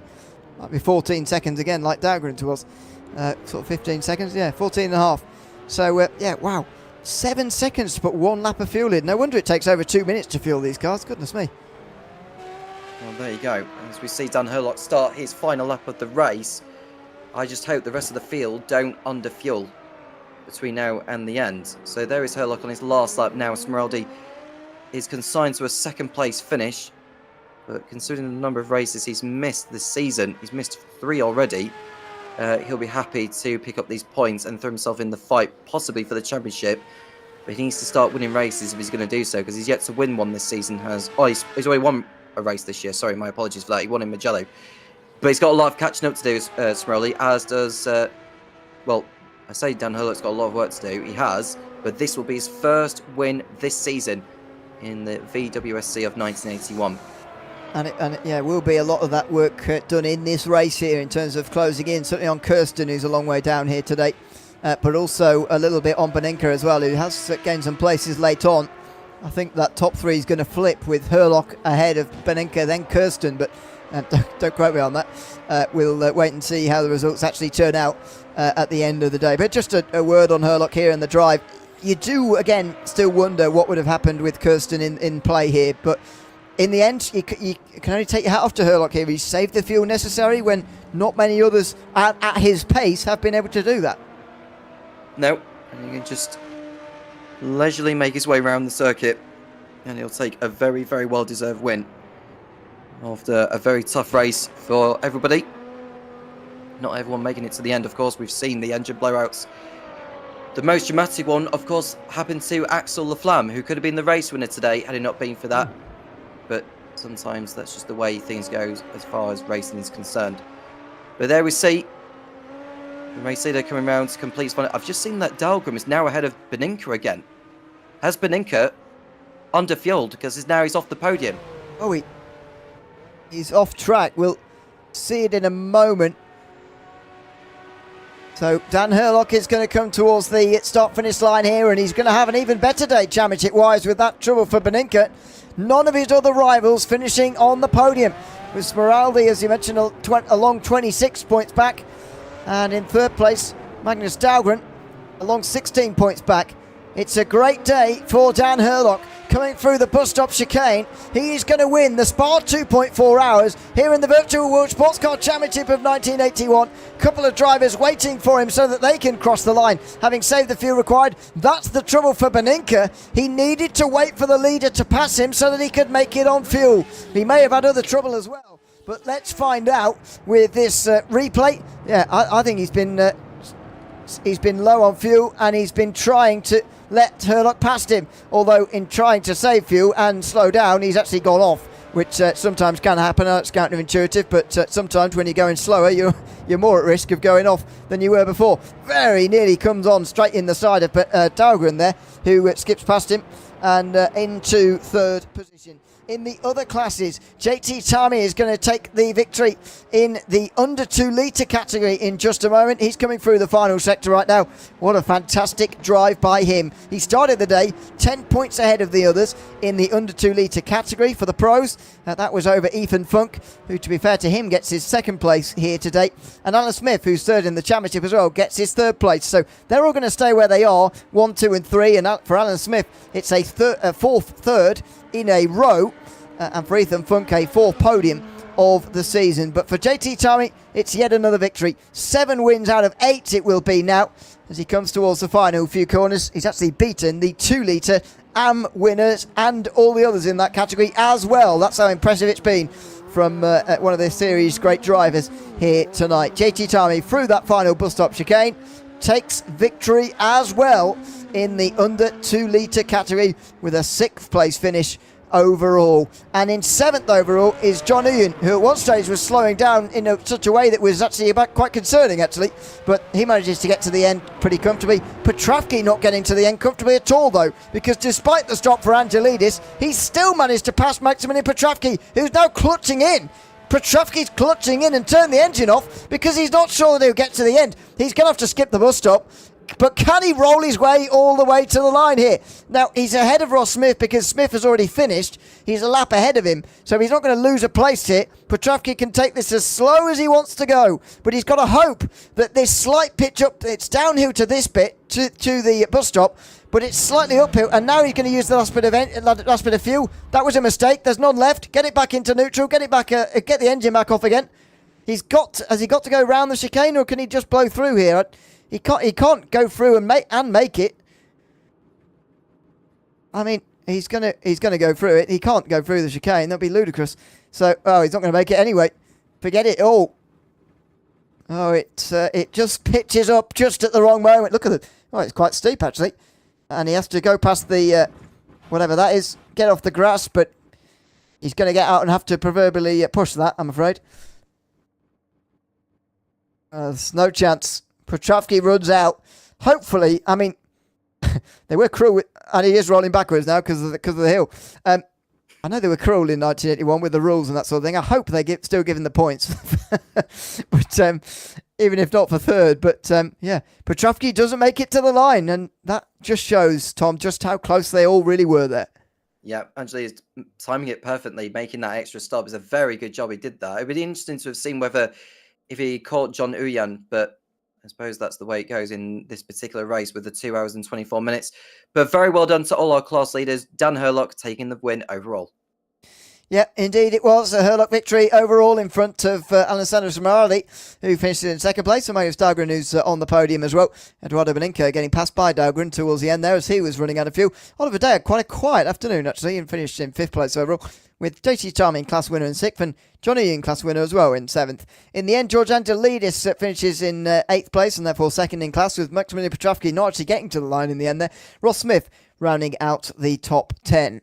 Nicholas Kirsten finished 11th with that late disconnection, sadly for him. Ethan Funk is 2nd in class and finishes 12th overall. Had a Vinicius Gonçalves, Joseph London, Alan Smith, who was also on the podium in his class. And then the retirements: Robbie Morling, Axel Laflamme having engine failures. Ryan Paul Reyes with a very untimely game crash finishes 18th, with also engine failures for Jerry Chen, Wouter de Bruin, and a very early engine failure for Daniel Scott at this early stage of that early stage of the race indeed. So that was one of the big factors here today, Tom.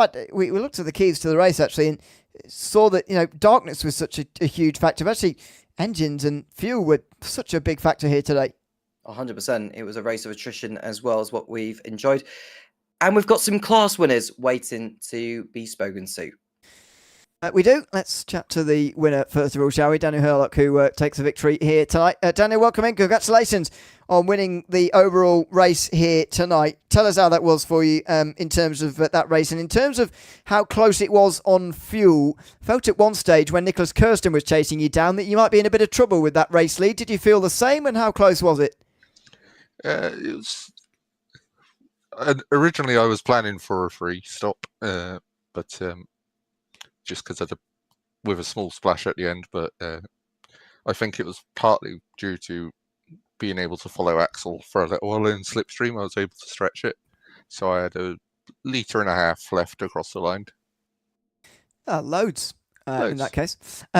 It's your first win of the season, but already might get you into the championship lead. We'll have to wait and see actually how the standings actually pan out.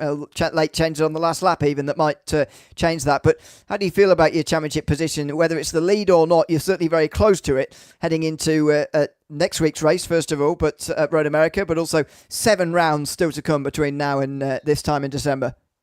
yeah, still quite a long way to go, isn't there? But yeah, makes up for some of the misfortunes I've had earlier on in the season. So glad to be closing in again. Well, absolutely. Congratulations, Daniel, on the win here at Spa tonight. And thanks for chatting to us at the end there as well. Cheers, thank you. Thanks very much. Daniel Hurlock wins overall and in, of course, the 2 litre Pro category here tonight in the VWSC. Now, I'll go in overall order where JT Tammy has won in the under 2 litre Pro category next of all. We can bring him in for a chat as well. JT, welcome in. Good to have you with us. You were running quite closely with John Ian for a while before you sort of left him behind with about 20 minutes to go there.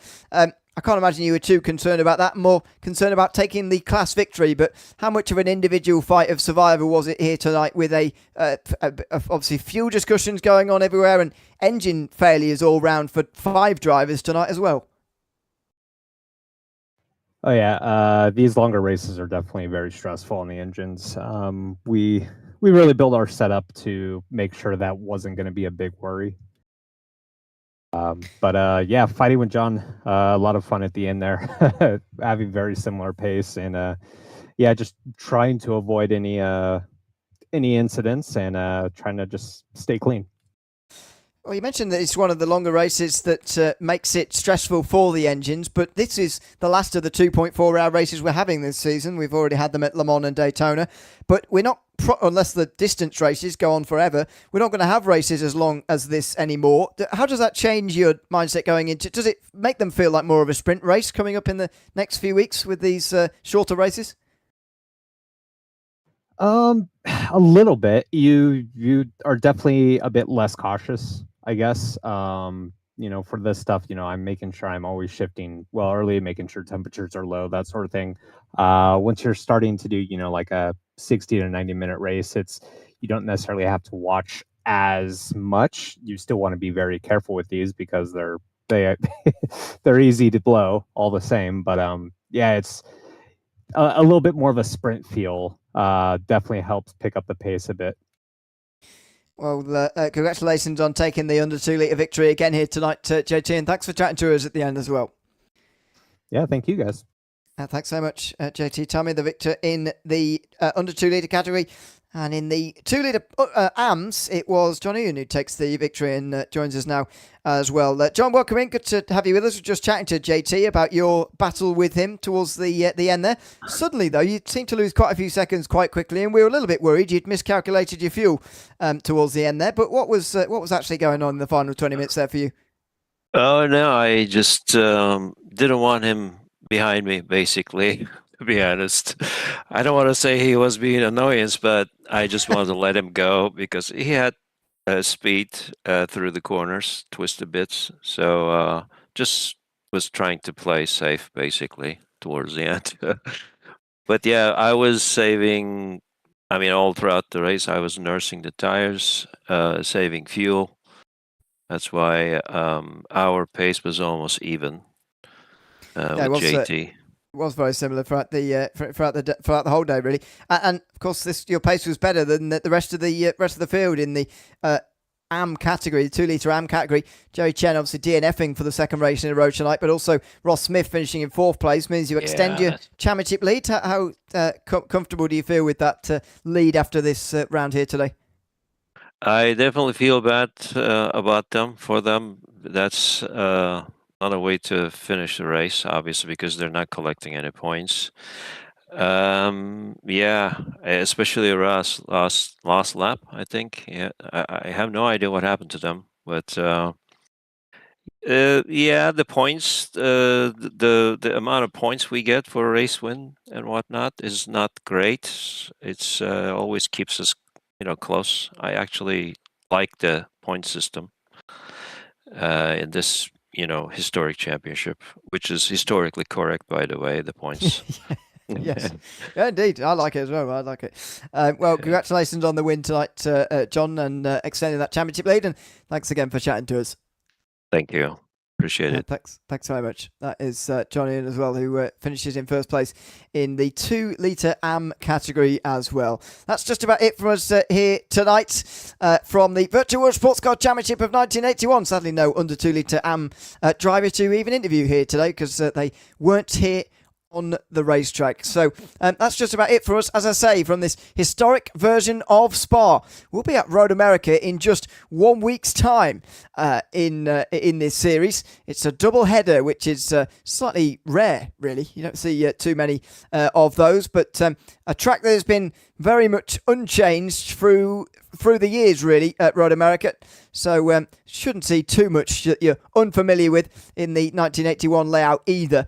Obviously, the size of the racetrack, again, much like what we saw here today, will be a little bit different. But in terms of the layout, will be very, very familiar for everybody. So make sure you join us same time, same place next week for the next round of this Virtual World Sports Car Championship 1981 historic series for the next round at Road America next week. I've been Neil O'Leary alongside Tom Cairns in commentary with James Parfitt behind the cameras of this broadcast here tonight. Until we see you in 7 days for a 125-mile race at Road America, it's goodbye for now.